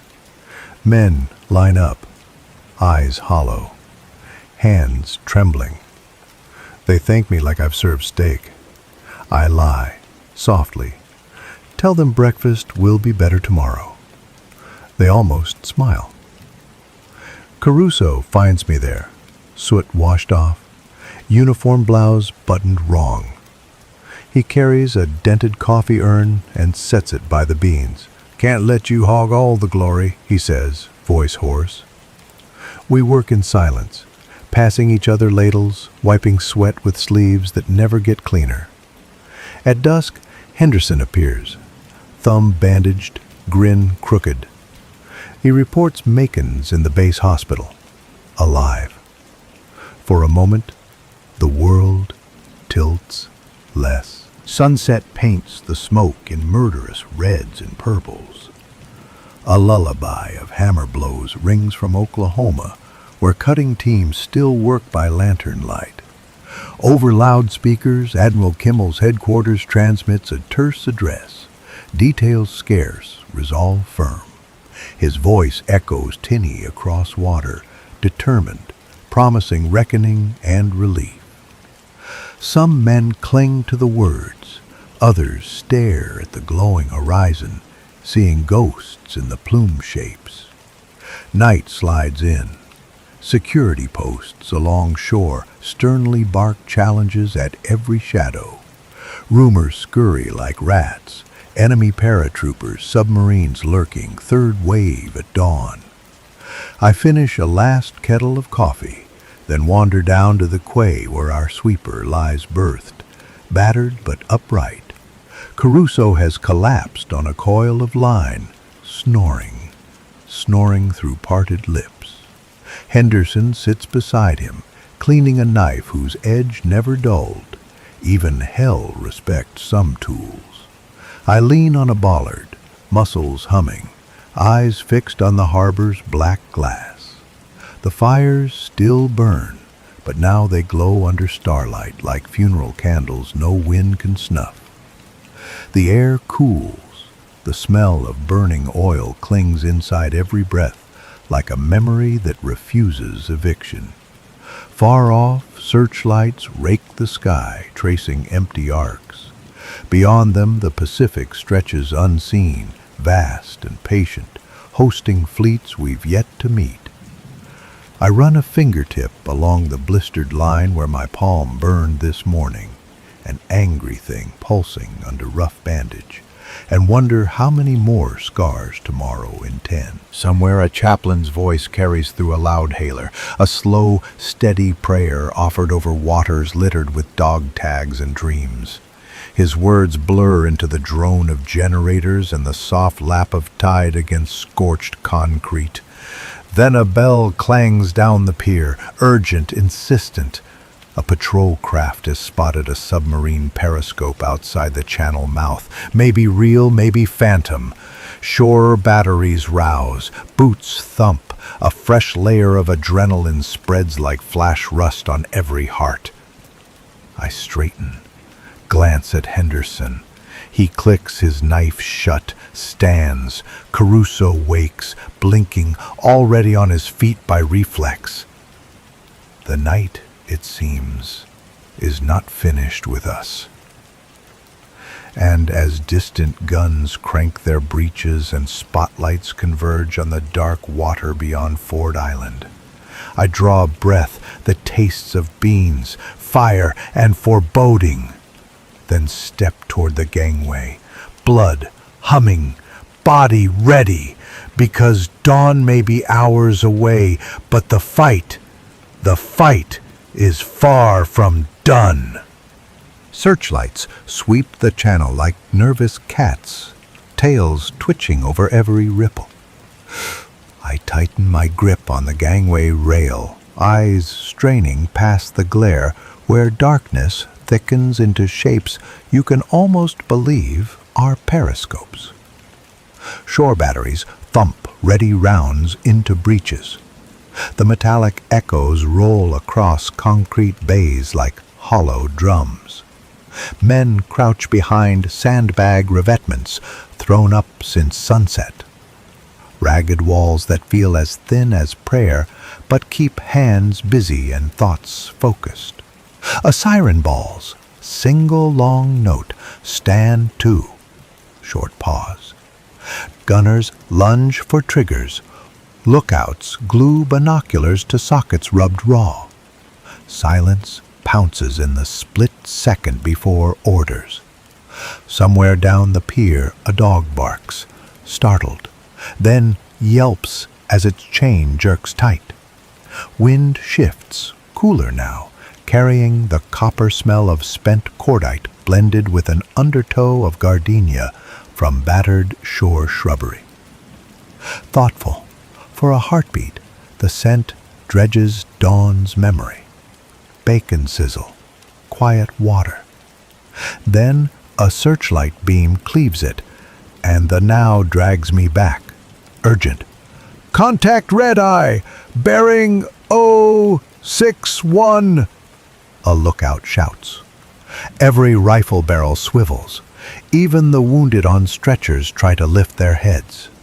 Out on the black pane, a faint V-wake wrinkles the starlight, the kind a periscope might sketch. Intense. A 30 cal opens first, red tracer ricocheting off water in fiery gull arcs. Other guns join, chatter overlapping, until sound is a single ragged saw ripping the night. The wake kinks, vanishes, but something remains. Maybe debris, maybe trick of light. A hush drops again, thicker than smoke ever was. The harbor answers with a slow sigh, waves paddling against pilings, hulls creaking like old timbers settling. No boom, no plume. We stand frozen, adrenaline mid-vein, waiting for explosion or confirmation or any sign to breathe. At last a radio squeals. PT boat reports negative sonar. Wake likely floating line, no sub. Relief flickers embarrassed through the crowd. Someone laughs too loud, bordering on tears. Another man swearing swears at empty water, spitting words he can't take back. The siren chops off, leaving engines and generators mumbling to themselves. Tension leaks out but doesn't vanish. We're all wound tight now, each heartbeat a trigger spring. Officers post double watches, order blackout except working zones. Floodlights snap dark, leaving the base in patched gloom, broken by still burning ships. Firelight paints the clouds, from below an ugly orange, hell's own underglow. Caruso ambles to my side, styrofoam cup of ersatz coffee steaming between cracked fingers. He hands it over without looking. "Swear I saw that line move," he mutters. I sip, tastes like boiled rust and chicory, and shrug, casual. "Could've," I say, amused. "Maybe it thought better." He snorts, eyes ringed raccoon black where soot meets fatigue. Weary, wish I could. A jeep lurches along the quay, tires squelching oil-slick concrete. A civilian driver, wire rim glasses, grease-stained coveralls, hops out, flings open crates of radio gear like Santa dropping sacks. Technicians swarm, stringing antenna wire to lampposts, soldering connectors by flashlight. Words spread down the line. Stateside broadcasts soon. Washington wants situational reports. May patch through the president come morning. The rumor buckles knees yet steels spines. We will somehow have to describe this carnage in sentences that don't choke. Henderson appears, knife finally sheathed, eyes softer now. Doc needs extra hands at triage tent, he says quietly. Caruso raises his burnt palm. We're cooks, pal, not sawbones. Henderson looks past him toward the dark lumps still arriving in pickup beds. Tonight we're anything. No argument exists.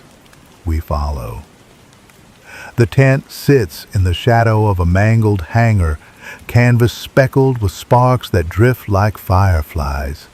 Inside, kerosene lanterns glow sickly yellow over rows of cots. Corpsmen shuffle, cutting away clothes fused to skin, murmuring numbers for morphine doses. I take a basin, fill with carbolic water, start wiping faces I don't know yet somehow love. Each one my brother after today. The stench of burned flesh mingles with disinfectant until my stomach knots, then numbs. Time fractures again. Could be minutes, could be hours.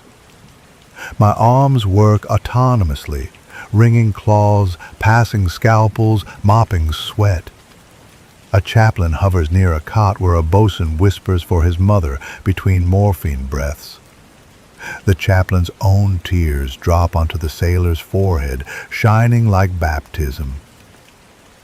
Across the aisle, Caruso spoons broth into cracked lips, murmuring Italian lullabies. Henderson assists a surgeon stitching a groin wound by lantern flare, needle dipping, thread pulling, blood welling their gloves crimson. At length, a major steps in, voice carrying the weight of higher brass. He thanks us, orders rotation, fresh men inbound. Tired, grab chow, 40 winks if you can, he says, eyeing the lines etched into every face. Outside, the clock stabs past 0200, December 8th now. My body realizes nothing until I straighten. Back spasms, knees threaten revolt. Caruso staggers, Henderson's bandage leaks through. We wander to the mess shelter we rigged earlier. Beans crusted black at kettle edges. Coffee on low boil. I sample a spoonful. Tastes like ash but stays down. Around us, sailors slump at tables, heads pillowed on folded arms. One man scribbles on dog-eared paper, presses pen so hard the nib splits. I glimpse the salutation. Dearest Ruth, before decorum turns my eyes. Generators drone steady, giving the night a low heartbeat. Somewhere a portable radio crackles, then catches station. Big bands swing, drifting ghost-like across benches. A trumpet holds one brave note before fading into static. Someone clicks it off, can't bear the normality. A runner appears, breath-puffing clouds, panting, urgent. Need volunteers on the harbor tugs, he pants, repositioning hulls before tide turns. Keep burning oil from fuel docks. I glance at Henderson. He's already on his feet. Caruso drains cold coffee, stands. My legs follow before my brain decides. We ride the runner's truck along shattered waterfront. Moonlight slips through smoke in broken spears, catching whitecaps, painted rainbow by oil. At the tug pier, engines idle eager. We clamber aboard the Cherokee, small, squat, smelling of diesel hope. Skipper briefs fast. Loop lines on drifting barges, tow them clear, watch for unexploded ordnance bobbing like devil's eggs. Sternly, no questions, just go! Hours blur into rope burns and engine coughs. We muscle a sand barge away from Arizona's fire, sparks landing on deck like malevolent snow. Next, a scow half-loaded with lumber. Cargo ignites mid-tow, forcing us to cut free, let it burn itself out in open channel. Overhead, dawn begins bleeding into the smoke, a gray-pink womb birthing another day none of us asked for. As light creeps, devastation sharpens. Ships still smolder, masts canted, lifeboats overturned like beetles. Shore cranes sag, their silhouettes skeletal against first amber rays. And there, our battleship, once proud fortress, now an upturned hull streaked with rust-red scars. The sight hits raw, freshly skinned pain. I can't yet picture future without her steel corridors, echoing pan clang and coffee laughs. We moor the tug, stumble ashore. Just as loudspeakers squeal bass-wide, a voice, clear, measured, strange in its calm, cuts through hammer clangs and gull cries. Attention, all hands. Short pause. Stand by to receive a message from the President of the United States. Every motion pauses. Welders lift masks. Stretcher teams halt mid-stride. Harbor ripples catch stillness like glass. Static hums, then a familiar baritone fills the air. Slower, graver than any speech class taught us to mimic. Somberly. Yesterday, December 7th, 1941. The words crawl under skin, settle against bones still rattled by bombs. Roosevelt's cadence rolls across the base, across our wet uniforms, across fires not yet out. Gravely. A date which will live, short pause, in infamy. The line lands heavy as turret steel. Around me heads bow, jaws clench, eyes redden anew. For some reason, I picture my mother's radio glowing in that Nebraska kitchen, her hands frozen in dough as the same voice spills out. I hope she understands I'm alive, though part of me feels buried under wreckage, still burning behind us. The President speaks of treachery, of resolve, of victory inevitable but distant. He asks Congress for war. The harbor air vibrates with the promise. When the speech ends, silence again, but now charged, not stunned. A buzz climbs like a generator spinning up. Officers barking fresh orders, welders snapping on arcs, dock cranes creaking into motion. The whole base exhales purpose. Caruso grips my shoulder, weary, determined. Back to the beans, maestro, he says, voice torn between fatigue and fire, determined. These boys are about to get real hungry. I nod, but before we move, Henderson jogs up, breath misting, urgent, panting. Rescue team needs volunteers to cut aft compartments, still knocking from inside. His eyes lock on mine. Beans or bodies, hunger or hope, the choice splits my chest.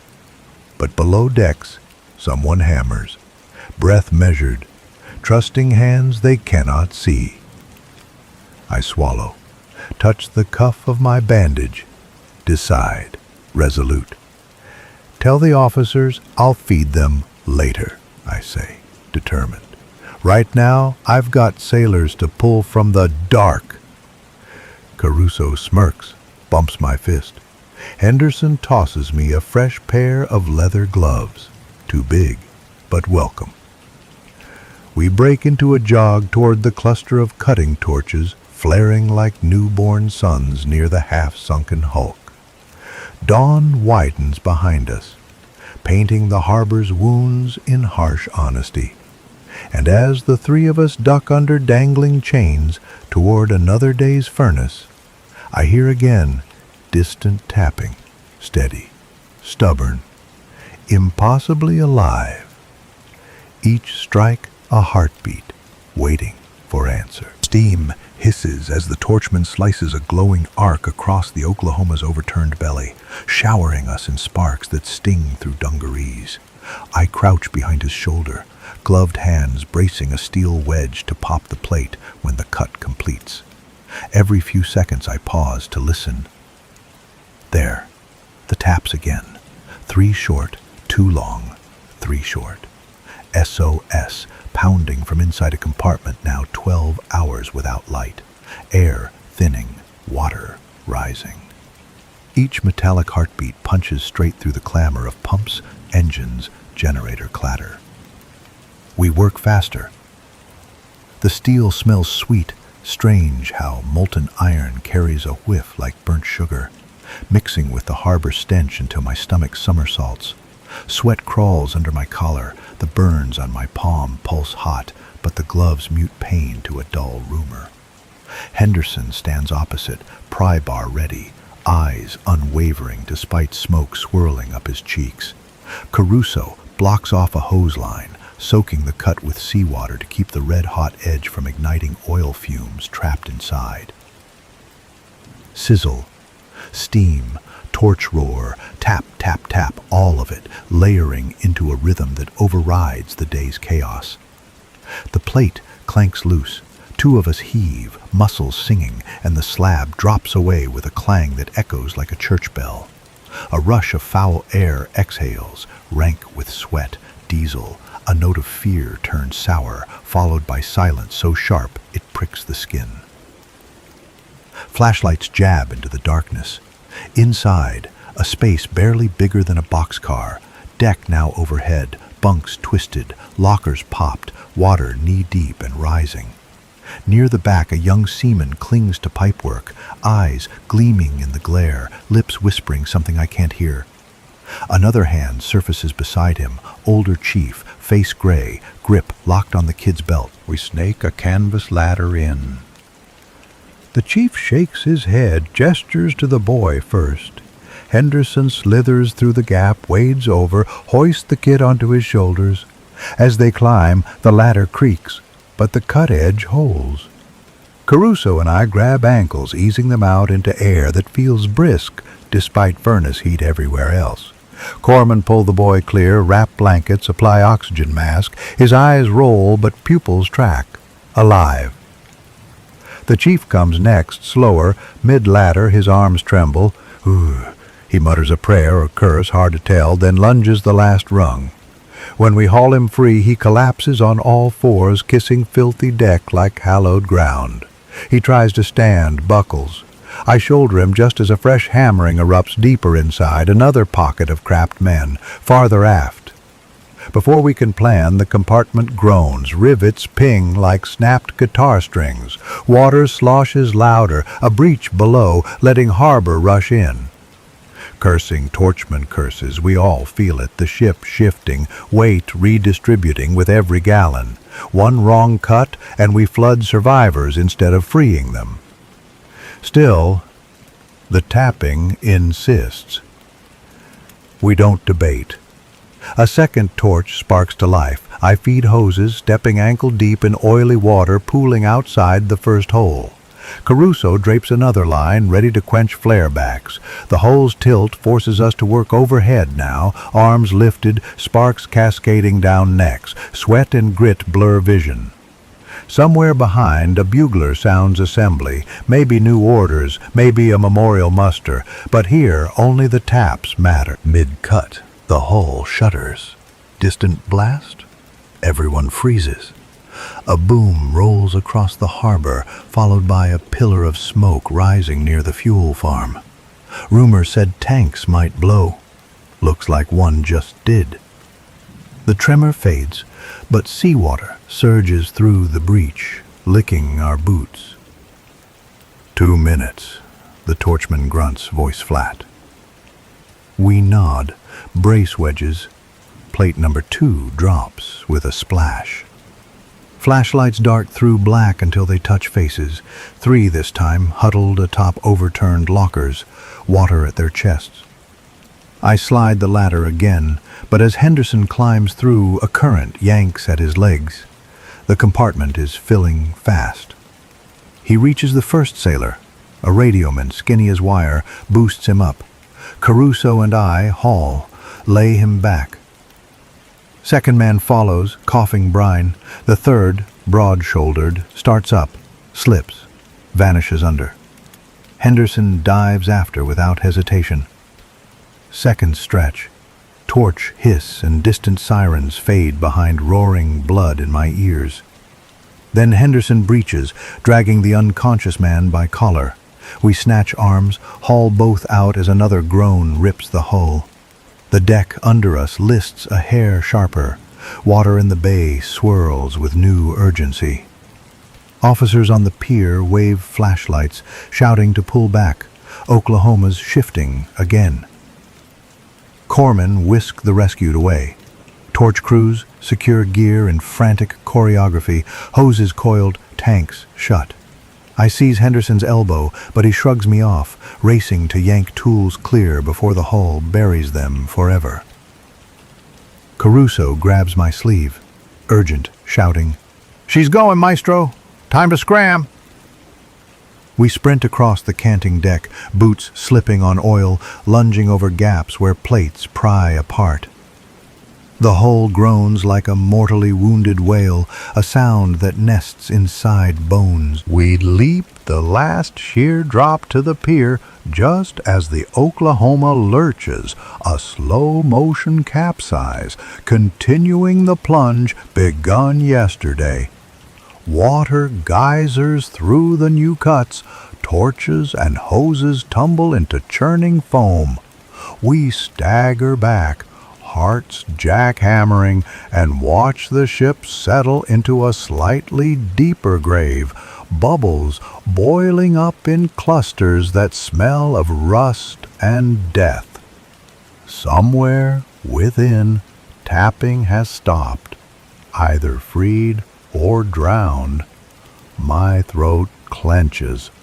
Sirens flare anew, different pitch, urgent, but not alarmed. A tug whistles 3 blasts. Across the channel, hospital ships slide in, pale hulls lit like ghosts in morning haze. Red Cross flags hang limp in breathless air. Fresh hands appear at fence lines, ready to take wounded aboard. The battle's first survivors traded for a longer fight ahead. I slump against a bollard, legs trembling.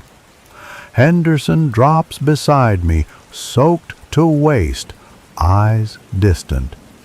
Caruso sits cross-legged, palms up like a monk trying to feel pulse of the dock. None of us speaks for a span shaped by gull cries and the slap of oily waves. My burned hand throbs. I peel away damp bandage. Blisters split, oozing clear. Then wrap fresh gauze someone left on a coil of manila. The sting says, "I'm still here." A shadow falls over us, Admiral's aide, spotless khakis already smudged by the day. He hands a clipboard, voice hoarsely, Commissary Division, organizing makeshift kitchens on Ford Island. Need experienced cooks, thousands of mouths. Caruso barks a brittle laugh, somehow light amid ruin. Dryly, we got one-handed maestro and a knife wizard here, he says, thumbing toward Henderson and me. Ade's smile doesn't reach his eyes. Sternly, take what you've got. First meal 1100 hours. He nods once, strides off, issuing orders to men who can barely stand.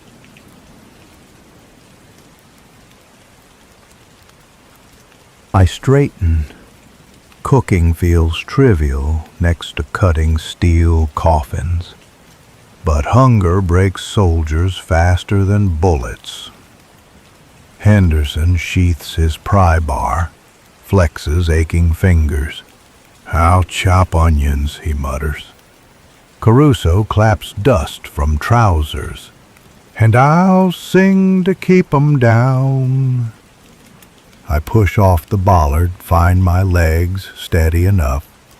We cross the pier toward a half-roofed warehouse humming with generators. Inside, sailors unload crates of canned peaches, flour sacks, rice barrels, cargo rerouted from supply ships that never docked yesterday. The smell of raw provisions, honest, earthy, cuts through diesel haze, lifts my chest. For a moment I see again the quiet galley at dawn, bacon curling in peaceful rows. Memory crisp as the bacon itself. We set to work. Stoves rigged from 55-gallon drums, grills hammered from boiler grates, cauldrons borrowed from laundries. Henderson's knife flashes, potatoes diced in hypnotic cadence. Caruso shoulders sacks like Santa with scorched eyebrows. I mix biscuit dough in a tub big enough to bathe a mule, forearms dusted white like early snow. Around us, volunteers multiply, aviators, clerks, a chaplain stirring gravy with a crucifix handle after losing the ladle. Laughter sparks here and there, brittle but genuine, proof embers of humor survive any blast. Just before 1100, a petty officer steps onto a crate, blows a boatswain's call. Lines form, uniforms tattered, bandages bright against blue. Marines side by side with ordnance techs. We ladle stew, slide biscuits, pour coffee the color of anchor chain. Each "thank you" lands heavier than medals. One sailor stares at his tray. Haven't eaten since Saturday. I drop 2 extra biscuits. He nearly weeps. Mid-serve, an army courier barrels through smoke, waving a dispatch. Word flashes along tables. Congress declared war, unanimous, save for one vote. Cheers erupt, hoarse throats roaring behind spoon handles. Fists pound mess tins. A metallic drum line rolling under hangar rafters. The sound swells, echoing beyond tin walls into the open air like a vow. I pause, ladle dripping grease, and the enormity catches me. This isn't the end of nightmare, only prologue. The Pacific stretches wider than any galley. The enemy hidden on islands I can't spell. We'll build new ships, train new crews, feed armies that dwarf yesterday's harbor muster. My ladle will scrape countless pots before peace returns, and I will remember every face in this line, etched by oil flare light. Outside, bugles call afternoon colors, flag raised again above smoke-scarred masthead, stars and stripes rippling against scorched sky. Conversations hush as everyone turns, hands rising to brows, bandaged stumps, sling-bound arms. The flag climbs slow but sure, halyards rattling a rhythm steadier than my pulse. When it snaps at the peak, a breeze slips through, salty and real, clearing smoke just enough to show blue overhead, pure, unmarred. I breathe that slice of sky, and somewhere behind me steel groans, water splashes, salvage whistles blow, torches ignite. The harbor's heartbeat resumes its relentless work, and in that fragile hush between anthem notes and resumed hammers, a new sound reaches my ears, distant, faint, unmistakable. Tap, tap, tap. Another pocket of life, pounding hope against iron.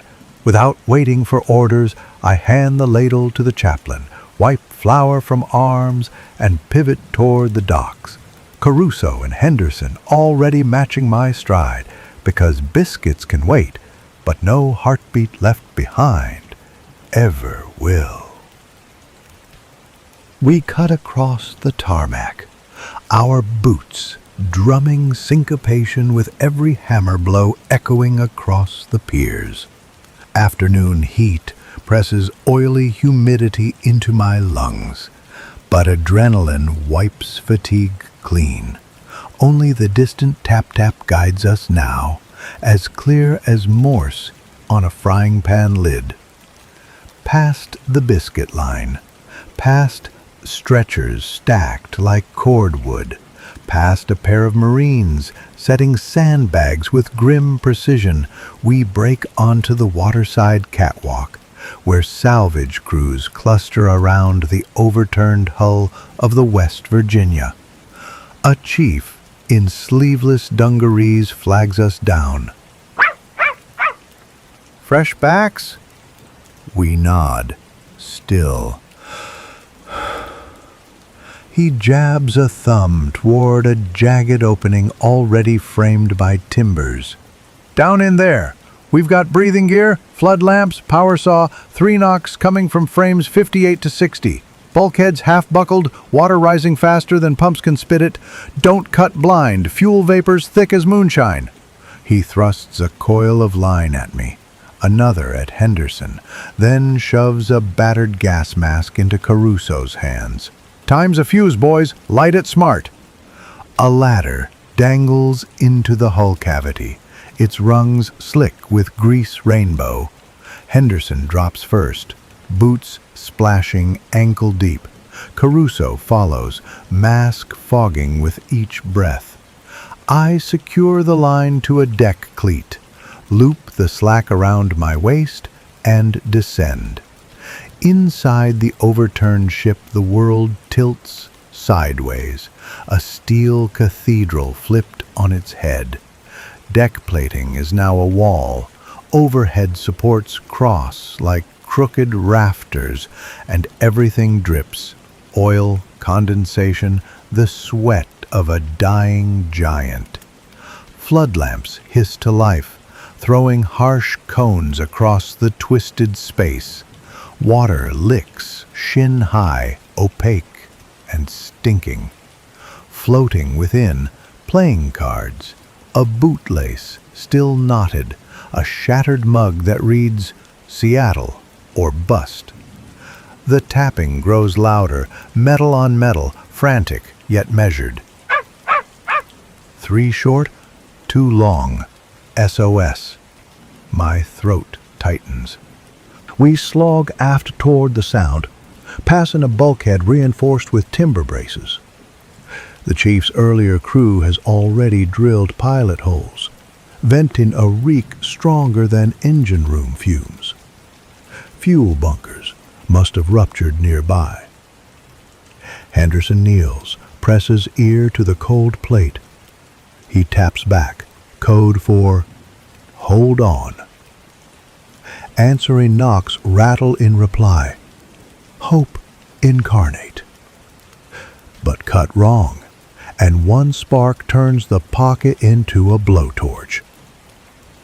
We rig an air hose, purge the compartment with slow fan current, while Caruso sprays CO2 into the gap, displacing vapors. I run the power saw's extension cord through a spark arrestor box, salvaged from a welding shack. Makeshift, but better than praying. Blades whine. Oil mist shivers off teeth. When the plate finally sags, Henderson wedges a mattock, Caruso braces. We ease the square of steel outward, like midwives delivering iron. Water rushes, chest deep now, swirling cold against groins. Flashlights stab inside. A cramped void, barely 3 feet high. 2 sailors crouch on an overturned locker, water to their throats, lips blue. Between them, a third man floats face down, feet snagged beneath debris. No time to parse grief. We slide the living out first, guiding numb hands along the ladder rope. Caruso boosts them, soothingly, murmuring nonsense Italian slogans that sound like lullabies. Then Henderson and I wrestle the limp body free.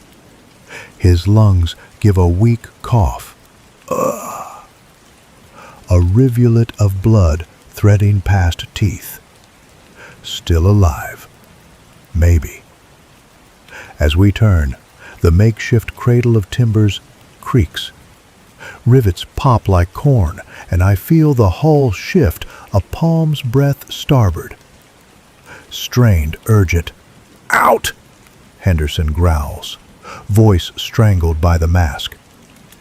We heave the wounded man to Caruso, shove him up the ladder, then scramble after as water surges to waist high, swirling with angry suction. Above, medics haul the survivors onto stretchers. One sailor clutches my sleeve, eyes wide, weakly, rasping, "Galley! Fire! Could smell flapjacks," he rasps. The absurdity knocks my breath. I pat his shoulder reassuringly. Promise him real flapjacks tomorrow. Lie or vow, I don't know. The hull groans again, deeper, hungrier. Chief waves us off the ladder, counting heads. "That's all from this section," he barks. But the harbor seems unwilling to let the day finish. From the far side of the upturned ship, a new rhythm starts, weak but distinct. Tap, tap, tap, tap. Different code. Someone spelling initials, maybe a bunk number. Henderson hears it too. His head tilts like a tuning fork. We glance at the chief. He mutters but nods. Port after hold.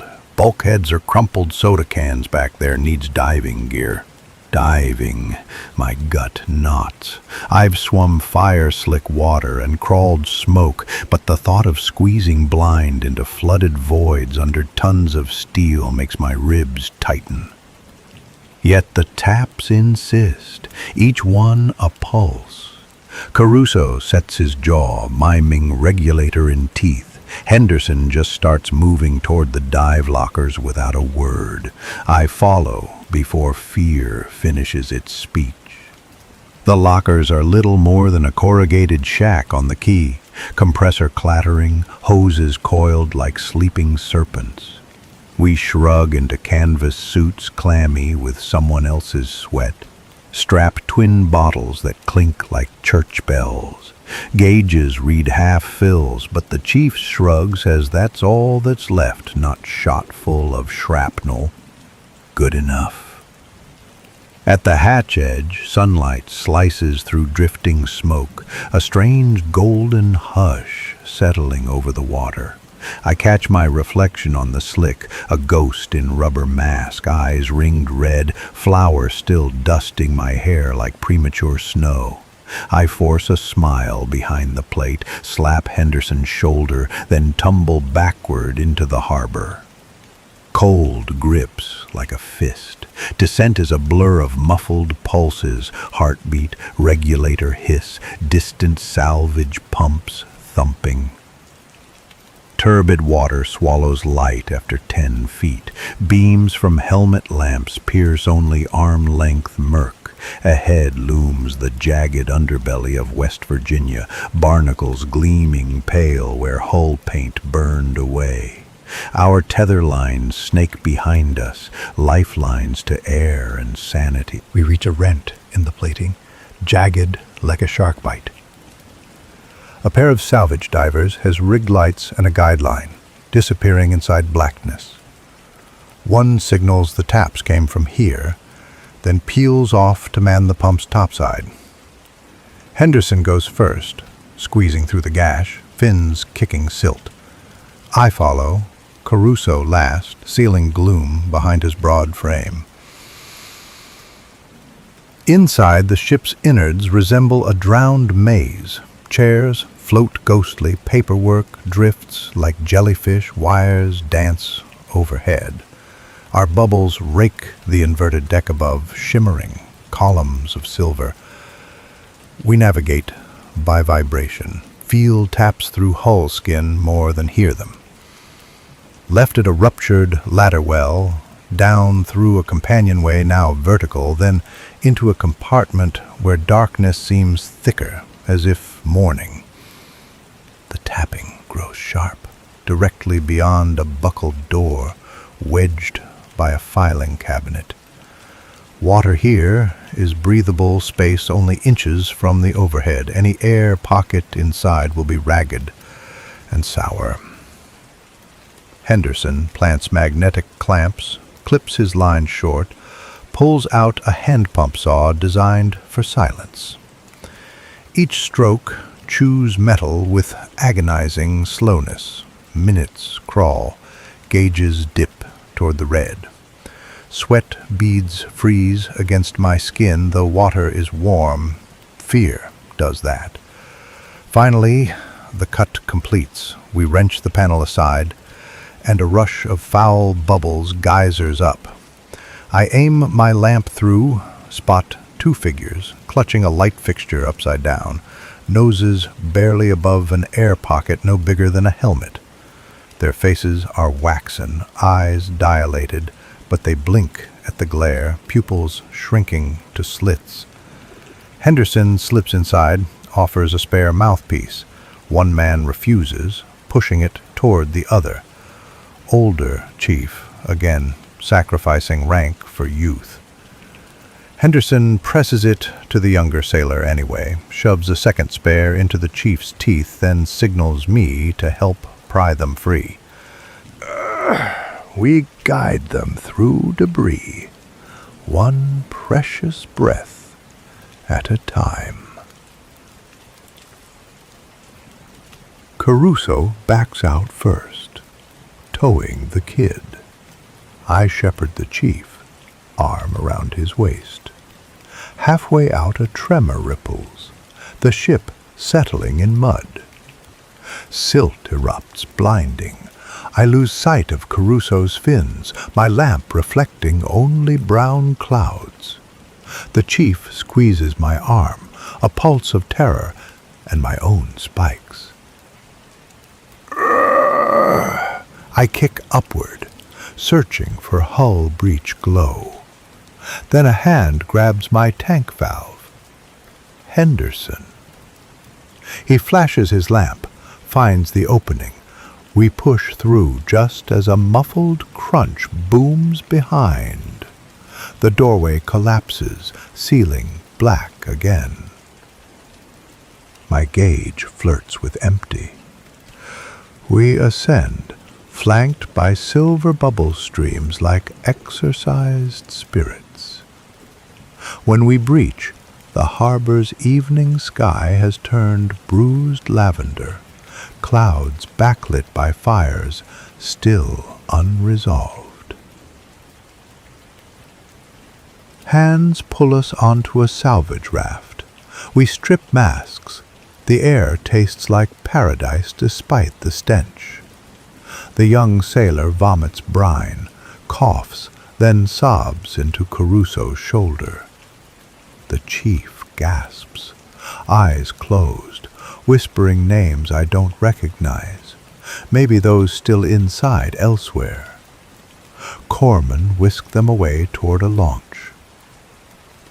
As engines roar off, I slump on the raft planks. Twilight paints the water a dark wine, rippling with crimson fire bands reflected from tank blazes on shore. Exhaustion drapes my limbs like lead, but somewhere deeper hums a fierce, stubborn electricity. We pulled life from the black. On the quay, floodlights clank to life for night salvage shift, dazzling cones cutting new constellations through smoke. A siren wails a change of watch. I hear distant clatter from the makeshift galley. Somebody else stirring the beans now. Content. Good. Henderson flops beside me, helmet clanging. Exerted. Airs for amateurs, he wheezes, half-grin. Caruso eases down, winces at a shoulder scrape he didn't have an hour ago. We share a long look, tired, scared, but lit by something born today that no enemy bomb can extinguish. Thoughtful. A horn blasts from the dock, dinner call for workers. Weary. Even heroes need calories. We stand, legs rubbery, and shuffle toward shore. Night breeze finally cools the burn on my palm. Stars peek behind smoke wisps, shy but present. Reflective. I think of the cook's line tomorrow. How many extra biscuits I'll bake, how many mugs of coffee I'll pour. How each clang of pot will echo the taps we chased. And as we step onto solid concrete, boots squelching oil, a new knock starts somewhere across the hulls. Faint, irregular, but there. Attentive. We turn toward it automatically, shoulders already squaring, because sleep can wait. Steel still holds beating hearts, and every tap is a promise we're not done answering yet. Floodlights glaze the quay like false moonlight, stark white turning rivulet of oil into mirrors that throw our shadows 20 feet high. Each step ashore sucks at my boots.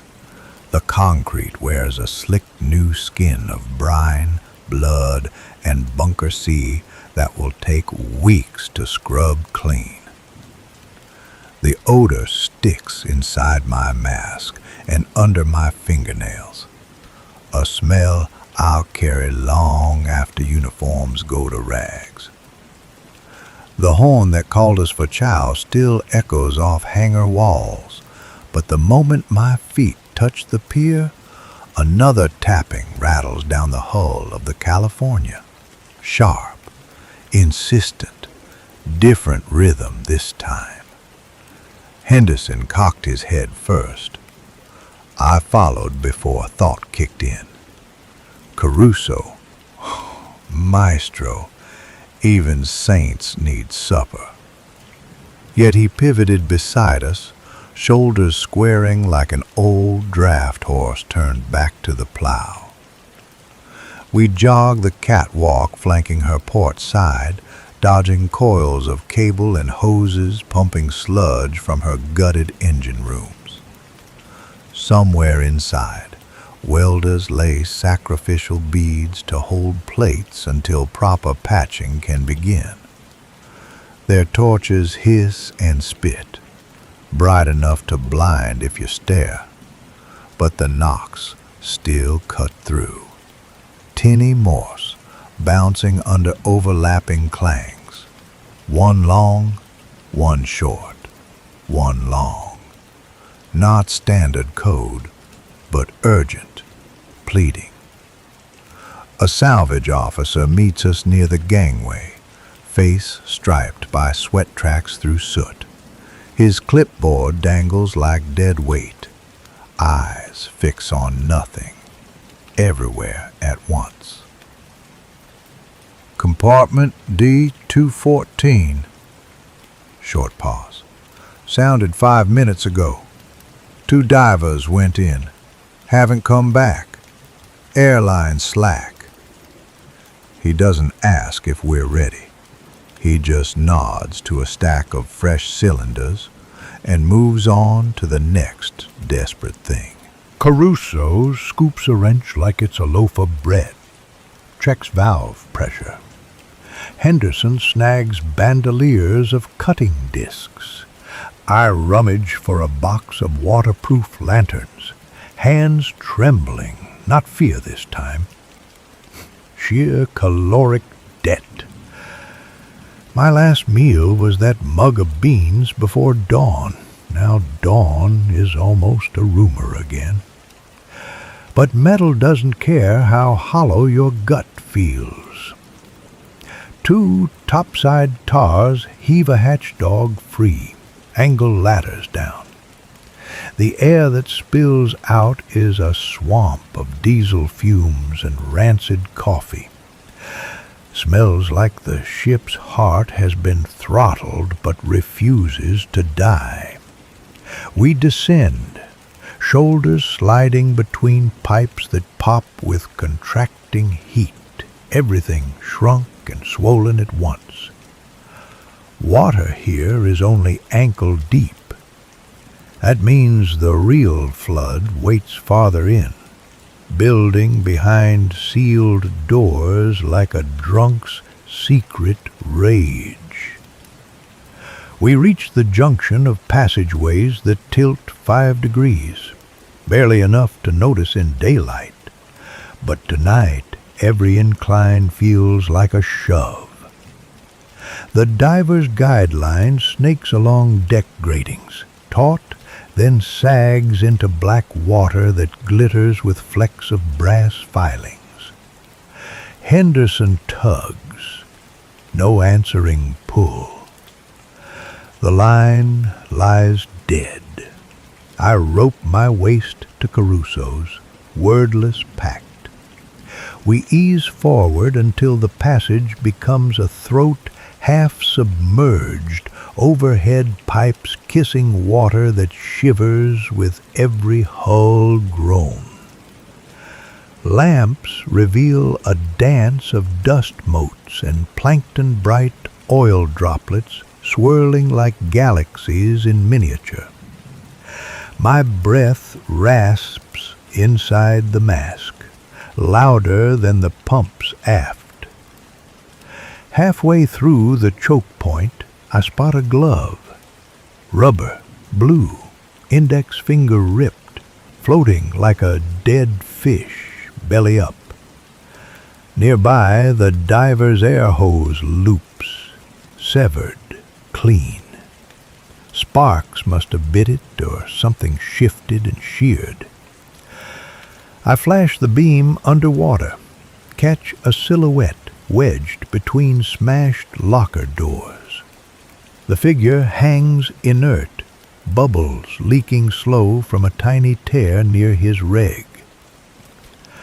One more body the harbor will claim tonight, but the living still call. Determined, we push on.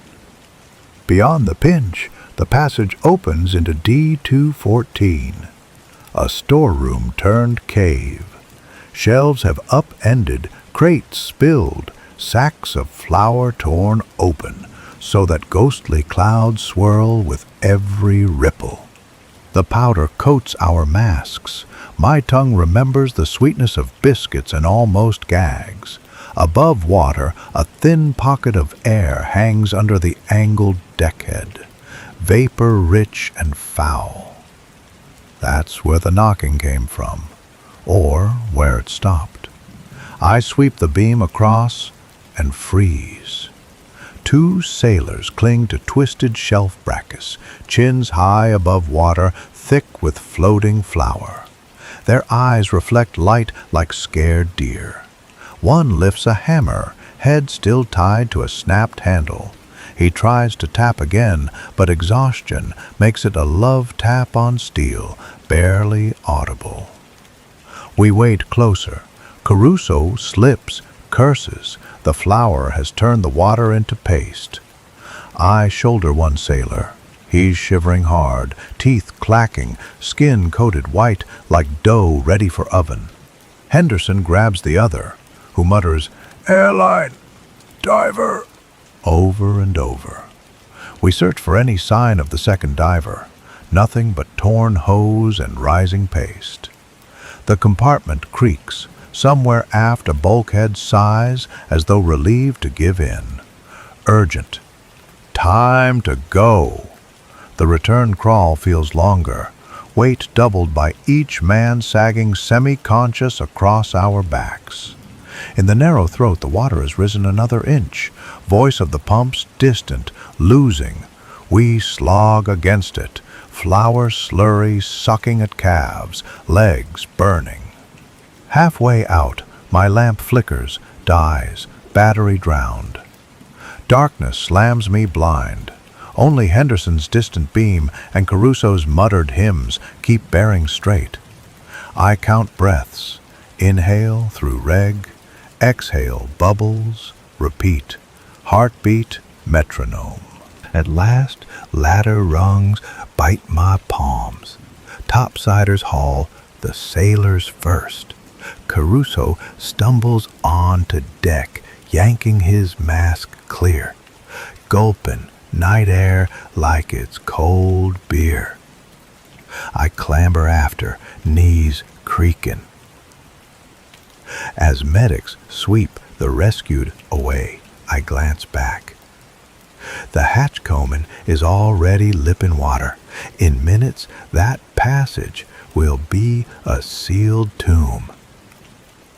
We made it out on the thinnest slice of luck. Chief Clipboard returns, scribbling names. He pauses, noticing the missing diver count. Face hardens. Another casualty from morning reports. He barks new orders to seal and mark the hatch until heavy gear arrives. We watch the dogs spin shut, hearing water drum against steel, not knocks, just in different waves. A breeze gusts across the quay, rustling tarps over stacked ammunition crates.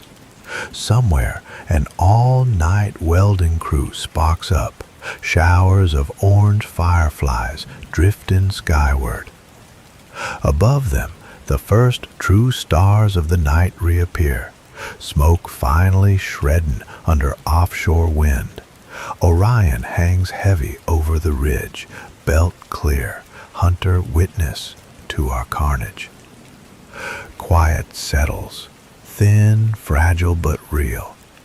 For the first time in 36 hours, no alarms scream, no planes roar, no bombs thud. Flames still gutter on distant oil pools, yet Their crackle seems muted, embarrassed to break the hush. I realize I'm swaying. Legs argue between collapse and autopilot. Caruso nudges me toward a stack of mooring bits, turned benches. Henderson joins, drops a ration bar into my hand. Peanut chocolate pressed to the density of a deck cleat. I chew. The taste is sawdust and salvation. We pass a canteen, water lukewarm but clean, savoring each swig like a gift. Across the dockyard, a chaplain's choir, scratchy, improvised, lifts Eternal Father, strong to save. Voices strained crack on high notes, but harmony lingers in the night air long after each phrase ends. I close my eyes, let the melody stitch seams torn inside. Caruso hums along, low and rough, keeping time with boot taps. When the hymn fades, a new sound rises. The distant rhythmic clack of locomotive wheels from rail sidings beyond the supply depot. Boxcars grind into position, loaded with lumber, steel plate, relief stores pouring in from every corner of the islands. The rail's heartbeat promises rebuilding. For the first time, lightness stirs behind my ribs, tiny but unmistakable. Henderson breaks the moment, clearing his throat. Galley crew's relief shift needs lead cook, he says, voice flat, but eyes knowing. Beans taste like bilge without maestro. Caruso. I almost protest, body shredded, but then the image of that shivering sailor mouthing flapjacks floats back. Hunger is an enemy too. I haul myself upright, joints screaming, determined. Let's go feed the fleet, I answer. Caruso claps once, wincing at blisters, yet grins. Henderson flips his knife in silent salute. We shuffle toward the warehouse where field stoves glow like hearths. Beyond, the horizon hints at first inkling of dawn, a charcoal smear that will soon lighten. Another day of salvage, stitches, phone calls to next of kin, paperwork for war just declared, but also coffee and maybe real bacon if the supply train made it through. As we pass the still water pool beside the California, a ripple disturbs the mirror. I pause, half expecting more taps, but only the wind answers, teasing faint foam into shapes that vanish as quick as they form. Thoughtful, maybe, just maybe, the harbor's heart takes a breath at last, letting the living work without fresh terror. Yet while my boots clack toward the galley, I keep ears tuned. Serious, because experience carved in smoke says calm is a thin crust over magma. Somewhere in this steel forest, another pocket of souls might drum hope against bulkhead walls. And when that rhythm calls, determined, I'll trade spatula for sledge, biscuits for breaching saw, and march back into the dark. Content, but for the next little while, I'm a cook again. Flour, butter, fire. The simple alchemy of turning raw into comfort. I roll shoulders, flex burned hand inside stiffening gauze, and push open the warehouse door. Heat wafts out, laced with yeast and promise. And as the first light of December 9th creeps between blown-out windows, I crack the lid on the giant griddle, watch a ribbon of batter hiss to life, and whisper, whisper to the harbor beyond, encouraging. Eat, shipmates, eat, heal, then stand tall, determined. Because the ovens are hot, the guns are hotter, and the world has just sat down to the longest, fiercest meal we will ever serve. Flour sifts through my fingers like pale dust off Nebraska harvest fields, drifting into the makeshift mixing trough we hammered together from an ammunition crate lid. Beside me, Caruso cracks eggs one-handed, thwop, thunk, dropping yolks in smooth as marbles. Henderson measures baking powder by eye, flicking the tin so the white puffs land dead center on the mound. Around us, the warehouse galley throbs. Stovepipe drums radiate heat. Kerosene lanterns sway on frayed lines, and a growing chorus of hungry voices mills just outside the blast curtain we rigged from tarpaulins. I pitch in salt, sugar, then drown the dry in evaporated milk finned with harbor water boiled thrice to kill the stink. The spatula, really a squared-off entrenching tool, scrapes the sides with a metallic screech that would make a stateside health inspector faint. Still the batter comes together, glossy, alive. I test for thickness with a swirl of my wrist. The swirl holds an instant before sinking back. Good. Behind me, a pot of coffee taller than my 8-year-old cousin percolates with the gusto of a locomotive.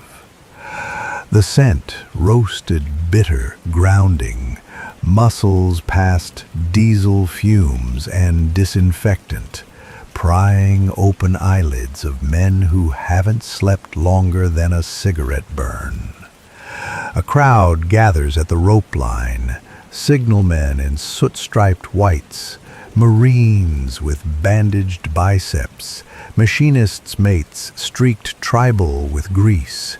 Their exhausted chatter floats through the damp air. Thoughtful, any word on Pete from Turret 2? Quietly, heard he's over at Tripler. Impressed. That new ammo ship in the channel, they say she's steamed from Frisco in 4 days flat. Disbelieving. 4? Scoffs. Blow it out. Nobody sails that fast. I snap my towel at Caruso's elbow, amused, growling. Tell the wolves to hold, I growl, half grinning. He roars back in mock outrage, then widens the rope stanchion, letting the first 15 file by. Each man palms an enamel tray still warm from the scald tank, eyes swinging from griddle to coffee urn like children scoping birthday cake. I ladle batter. It hits the sizzling plate with a wet smack, edges fizzing. The warehouse smells suddenly of mornings before the world learned to bleed. Vanilla, caramelized sugar, fat melting in perfect sync. I flip the first round. Golden faces wink up, dotted with char freckles where the drum's heat licks uneven. Thought you boys were done with flapjacks, a boatswain rasps, stepping up. He's the one we pulled from the West Virginia hours earlier, still wrapped in thermal blankets, IV dangling from a makeshift sling. I slide 2 cakes onto his tray, then add a third. He blinks, throat bobbing. "Doc'll skin me alive," he mutters. Firmly, "Let him," I say. "You earned seconds before firsts." He huffs a laugh and limps off. Henderson rations butter, really canned ghee, each scoop a rare jewel. Caruso ladles syrup brewed from pilfered molasses, corn sugar, and a glug of medicinal rum. The line shuffles, plates pile high, the pot gurgles like a happy volcano.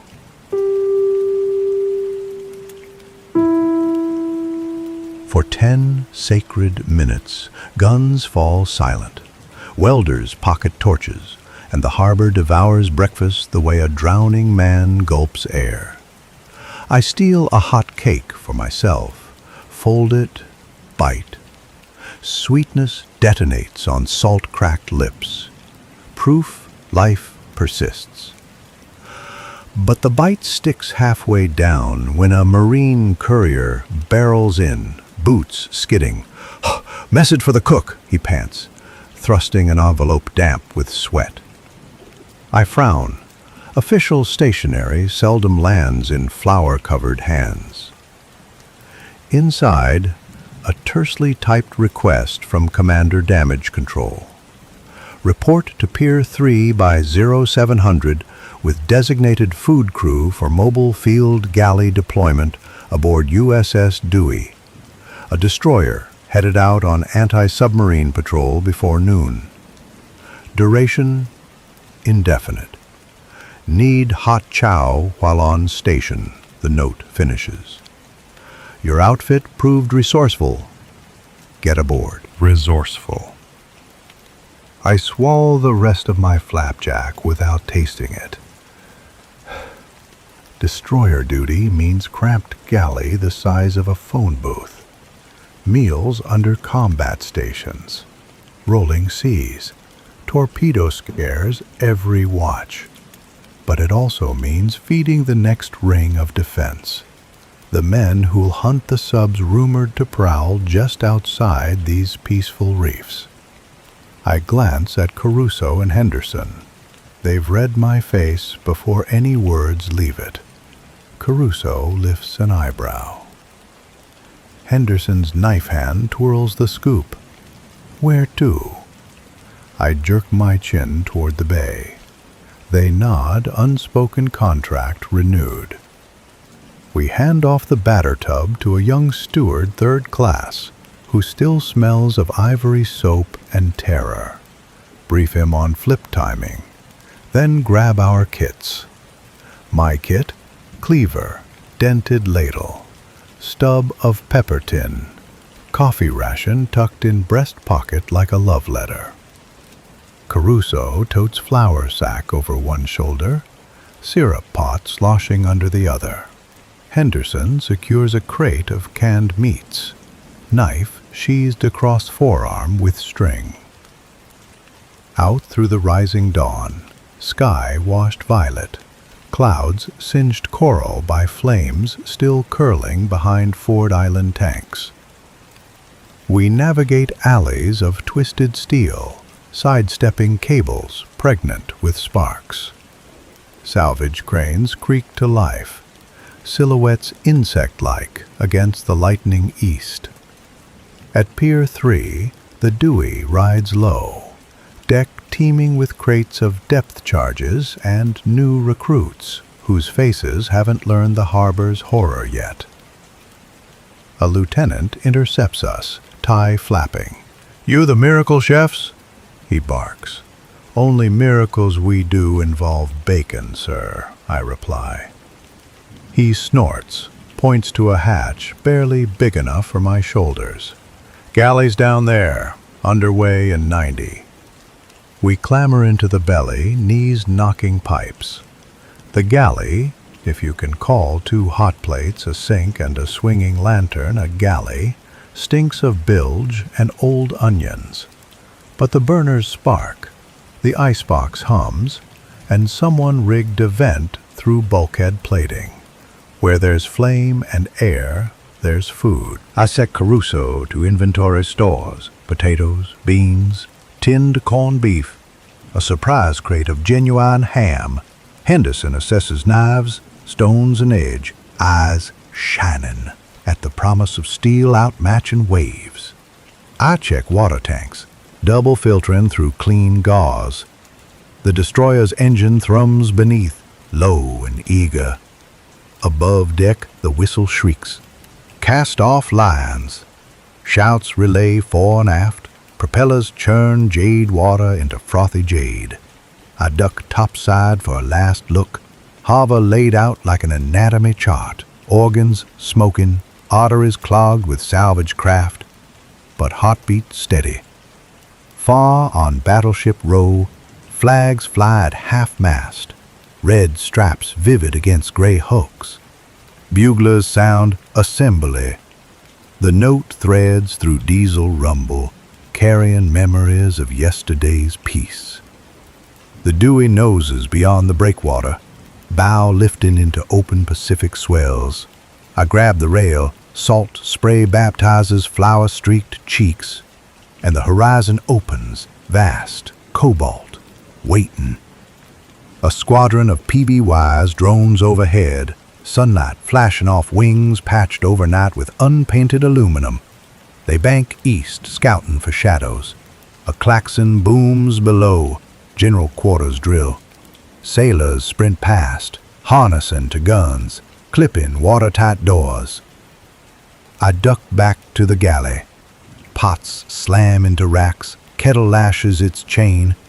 Caruso braces against stove, muttering prayers, half Italian, half recipe. Henderson wedges himself between cutting board and bulkhead, dicing onions that skid with each roll. We ride the destroyer's first sharp pitch. Deck tilting 40 degrees, coffee urn nearly capsizes. I lunge, ride it, scalding my good hand, but saving the brew. Outside, the 5-inch aft gun thunders, trial shot at a towed sleeve for calibration. The concussion ripples through rivets, rattling ladles like wind chimes. Sailors enthusiastically cheer. Loudly someone shouts, "That'll scare any Jap tin fish." I ladle ham cubes into bean pots. Splash with tomato juice, sprinkle pepper. The smell claws at nerves frayed by sleepless hours and fuel fumes. Thoughtful, it smells like home. Radio chatter pours down voice tubes, reports of sonar contacts near channel markers, depth charge patterns plotted. Every report quickens my wrist, flipping bacon faster, stirring soup clockwise, just like my mother talked to keep good luck swirling. Then a new voice crackles, urgent, clipped. "Bridge to Galley, stand by battle ration packs, possible action." My heart jolts. I meet Caruso's eyes. He nods, damp curls pasted to forehead. We pre-bag sandwiches, apple wedges, chocolate bars. Henderson seals them into linen sacks tagged by station number.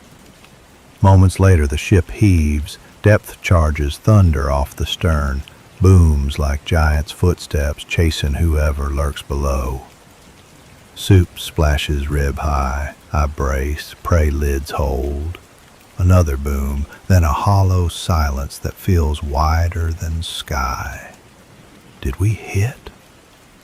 At last, flatly. Sonar reports, kill doubtful.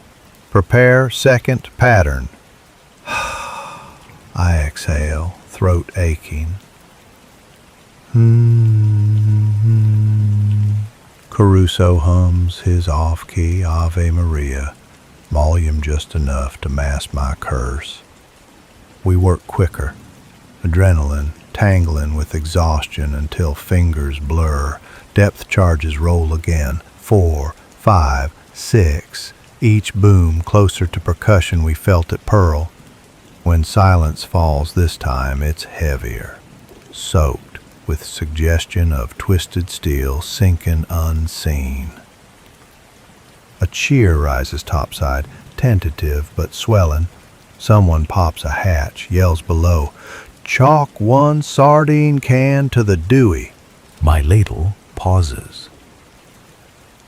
If it's true, we just served death, dressed as breakfast. A thought chills the spine, but only for a breath. Because those torpedoes aimed at Honolulu hospitals, at the salvage divers still banging inside drowned hulls. This is war's arithmetic. The XO slides into the galley, grin sharp. Captain says, 8-ring bullseye. Boys will need hot chow to celebrate. He claps my shoulder, making the burn throb. Your crew stays. You're now ship's cooks. Indefinite. Resignedly, stays. I nod. No surprise. But my mind flashes to the harbor, to the half-mixed batter left behind, to taps that may start tonight with no answer from me. I stifle the tug, determinedly. There are taps here, too. Hungry bellies drumming knuckles on mess tables. Different rescue. Same urgency. Henderson hands me a spoon, inquiringly, raises a brow. Taste? Thoughtful. I sip bean broth, smoky, robust. Needs salt and daring. I add both. Whew. Caruso whistles approval, bangs ladle against pot. Come and get it, ya cats! The call rolls down the passageway like warm thunder. Boots stampede. As the first plates change hands, the sunset behind us ignites the clouds burnt orange, casting the sea in molten copper. Ahead, the Pacific darkens to indigo mystery. The Dewey turns onto patrol track, engines singing a new rhythm. I lean against the hatch combing, ladle sticky with ham grease, and feel the destroyer slice waves like a cleaver through dough. Behind me, 30 sailors wolf beans and biscuits, laughter spilling between mouthfuls. Above me, the guns track silent bearings, ready for the next shadow. Inside me beats the double metronome of cook and rescuer, 2 jobs fused in yesterday's fire. And somewhere beneath these rolling swells, maybe miles, maybe yards, another hull creaks, another crew listens, another cook stirs breakfast never served. The thought presses cold against ribs, but I square shoulders, breathe coffee steam, and vow the Dewey's mess deck will stay bright, hot, alive, determined, because darkness feeds on silence, and my ladle is loud. A bosun's whistle tweets overhead. Lookouts report debris field dead ahead. Urgent, could be wreckage, could be torpedo tracks. The bridge orders full alert, and mess tables empty in a blink, plates clattering unfinished. Tints, eyelash pots, cinched stove chains. Caruso slams the urn spigot shut. Henderson wipes blade clean, slips it into boot sheath. The Dewey heels starboard, engines roaring, searchlights snap on, spearing black water. In their harsh glare floats a life raft, charred, half deflated, rocking gently, alone. No bodies, no flags. Somber, just silence and night and possibility. The captain's voice, commanding, booms from the squawk box. All hands, stand by to recover raft. Gunnery, watch for periscope wake. Tense. I feel the deck tense, every plate vibrating with coiled intent. Nervous, I grip the rail beside the galley hatch, ladle still in hand, heart drumming a cadence older than any recipe. And as the Dewey eases toward that ghost raft, thoughtful, I can't help but wonder, will we find survivors or echoes?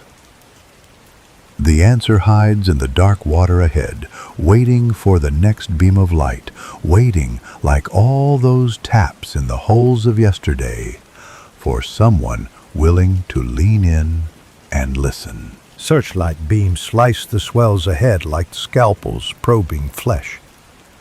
Every man on the Dewey holds his breath as the raft drifts into the brilliant cone, burn-scorched, corners sagging, canvas pocked by shrapnel holes that ooze seawater each time a wave lifts. The bridge loudhailer crackles. Boat hook detail to the starboard rail, cautiously. Easy, boys, easy. I plant my boots beside the forward davit, ladle still tucked through a belt loop because habit dies harder than fear. A boatswain leans out with the hook, arms ropey as anchor chain. The ship's roll swings him wide, then back, and on that return he spears the raft through a frayed lashing eye. Line goes taut. We haul, careful, wrists aflame, and the wreck slides closer, shedding a beard of kelp. The starlight on water is so clean it hurts. Against that mirror, the raft looks obscene, charcoal fingerprints, dried blood like rust freckles, a single dog tag dangling from a splintered D-ring. No bodies, no gear, just a smell, old smoke and sun-baked rubber rising like a ghost the moment we lever the thing aboard. A hush blankets the deck. Sailors cluster, peering as if expecting it to start talking. Someone breaks protocol, kneels, fingers the dog tag. He reads the name low, too low for me to catch, but the way his shoulders slump tells enough. A chief sends the onlookers back to stations, voice gruff to hide the tremble. The raft is lashed beside the 5-inch ready locker, out of the way yet painfully present, a reminder bobbing at thigh height. The captain appears, greatcoat billowing, eyes hard coins. He studies the raft a beat, then orders the tag delivered to radio so casualty lists can update. His gaze meets mine in passing, brief, tired, which somehow says keep those pots hot, because grief is colder than any sea. I nod. Orders are comfort. Back in the galley, engines pulse through deck plates like a second heartbeat. Caruso kicks the stove draft open, brightening coals that almost died during action stations, thoughtful. "Best serve quiet food," he mutters, then spoons the bean ham stew into thicker mugs, adds a dash of pepper that bites just enough to remind tongues they're alive. Henderson slices heel ends off yesterday's loaves, pan-toasts them in bacon drippings. The smell fills cramped steel like a hymn. Mess stewards carry baskets topside, weaving through gun crews who chew in silence, eyes skimming wave tops. I linger by the scuttle, catching the far hiss of depth-charge detonations from some other destroyer in our screen, a bedtime lullaby of distant percussion. The Pacific is huge, but tonight she feels crowded with hunters and hunted. Near 0130, the bridge pipes secure from general quarters. Watches rotate, red lights glow. The ship settles into that odd hush where machinery sounds louder than human voices, and every metal surface radiates a low warmth from hours of readiness. Caruso nods off on a potato sack. Henderson sits cross-legged, whetstoning his blade by lantern glow. Rhythmic, patient, a monk honing prayer. I pour the last bit of coffee, lean against the bulkhead, letting mug heat soak my blistered palm. My thoughts drift to Pearl, topside taps we left behind, batter going crusty in that warehouse tub. Did the green steward flip the rest without burning them?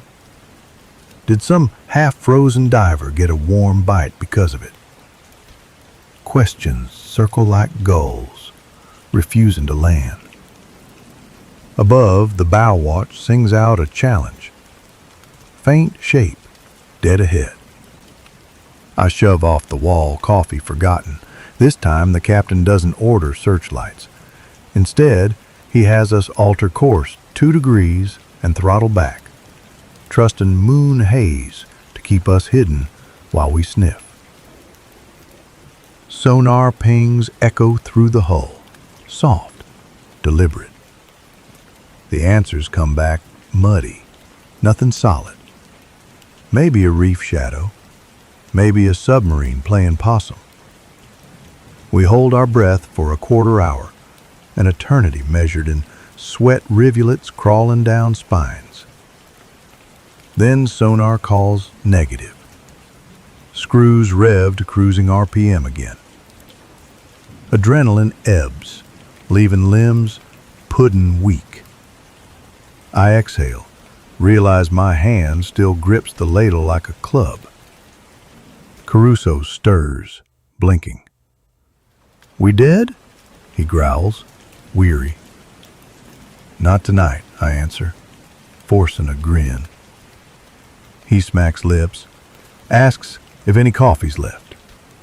I hand him my half cup. He drains it, grimaces at the grit, thanks me like it was aged Chianti. A klaxon, single short whoop, signals lights out forward. Henderson snuffs the lantern, wipes blade, tucks stone away. Calm. "Grab rack time," he advises. Caruso curls back on the sack. Snores. Snores before his cap hits eyes. Henderson disappears into the mess deck gloom. I should rack, but sleep feels slippery. Instead, I climb the ladder to weather deck for air. Night wraps the destroyer in salt, cool silence. Stars flood the sky now that smoke's a memory on the horizon. The Milky Way looks like spilled flour, same swirl I whisked hours earlier, only grander, indifferent. I lean over the rail. Bow wave hisses and phosphorescent plankton spark under the hull like embers trailing from a blacksmith's hammer. The sight steals my breath. Tiny lives lighten our path, unaware of battles overhead. Footsteps approach. Ensign of the watch. He nods, joins me a moment, calmly. "Beautiful, isn't it?" he murmurs, tired. I answer with a tired, "Yeah." Thoughtful, then add, "Funny how the ocean keeps doing this, no matter what burns on shore." He ponders that, then says he grew up in Iowa and never saw plankton until the Academy cruise. We share a small laugh, 2 Heartland boys afloat on destiny. A sudden splash off starboard snaps heads. Searchlights stay dark, but red-filtered binoculars scan, likely flying fish or debris. But my nerves hum until the ensign calls all clear. He returns to bridge. I exhale fog, decide rack time earned. Below, the galley finally cools. I strip off flour-stiff coveralls, flop into a canvas bunk strung beneath steam pipes. Heat lulls limbs. Ship sway rocks like Grandma's porch swing. I think of Mother's kitchen, the tick of the mantel clock, smell of cinnamon rolls rising Sundays. I wonder when I'll taste cinnamon again, if letters home will reach before headlines do. Somewhere deeper in the hull, a valve hammers 3 times, bang, bang, bang, echoing those taps at Pearl. My eyes snap open, but it's only a donkey boiler cycling. Still, the sound pricks memory. Helmets clinking on galley deck. Oh, Caruso's off-key humming. Explosion, flash, bleaching shadows.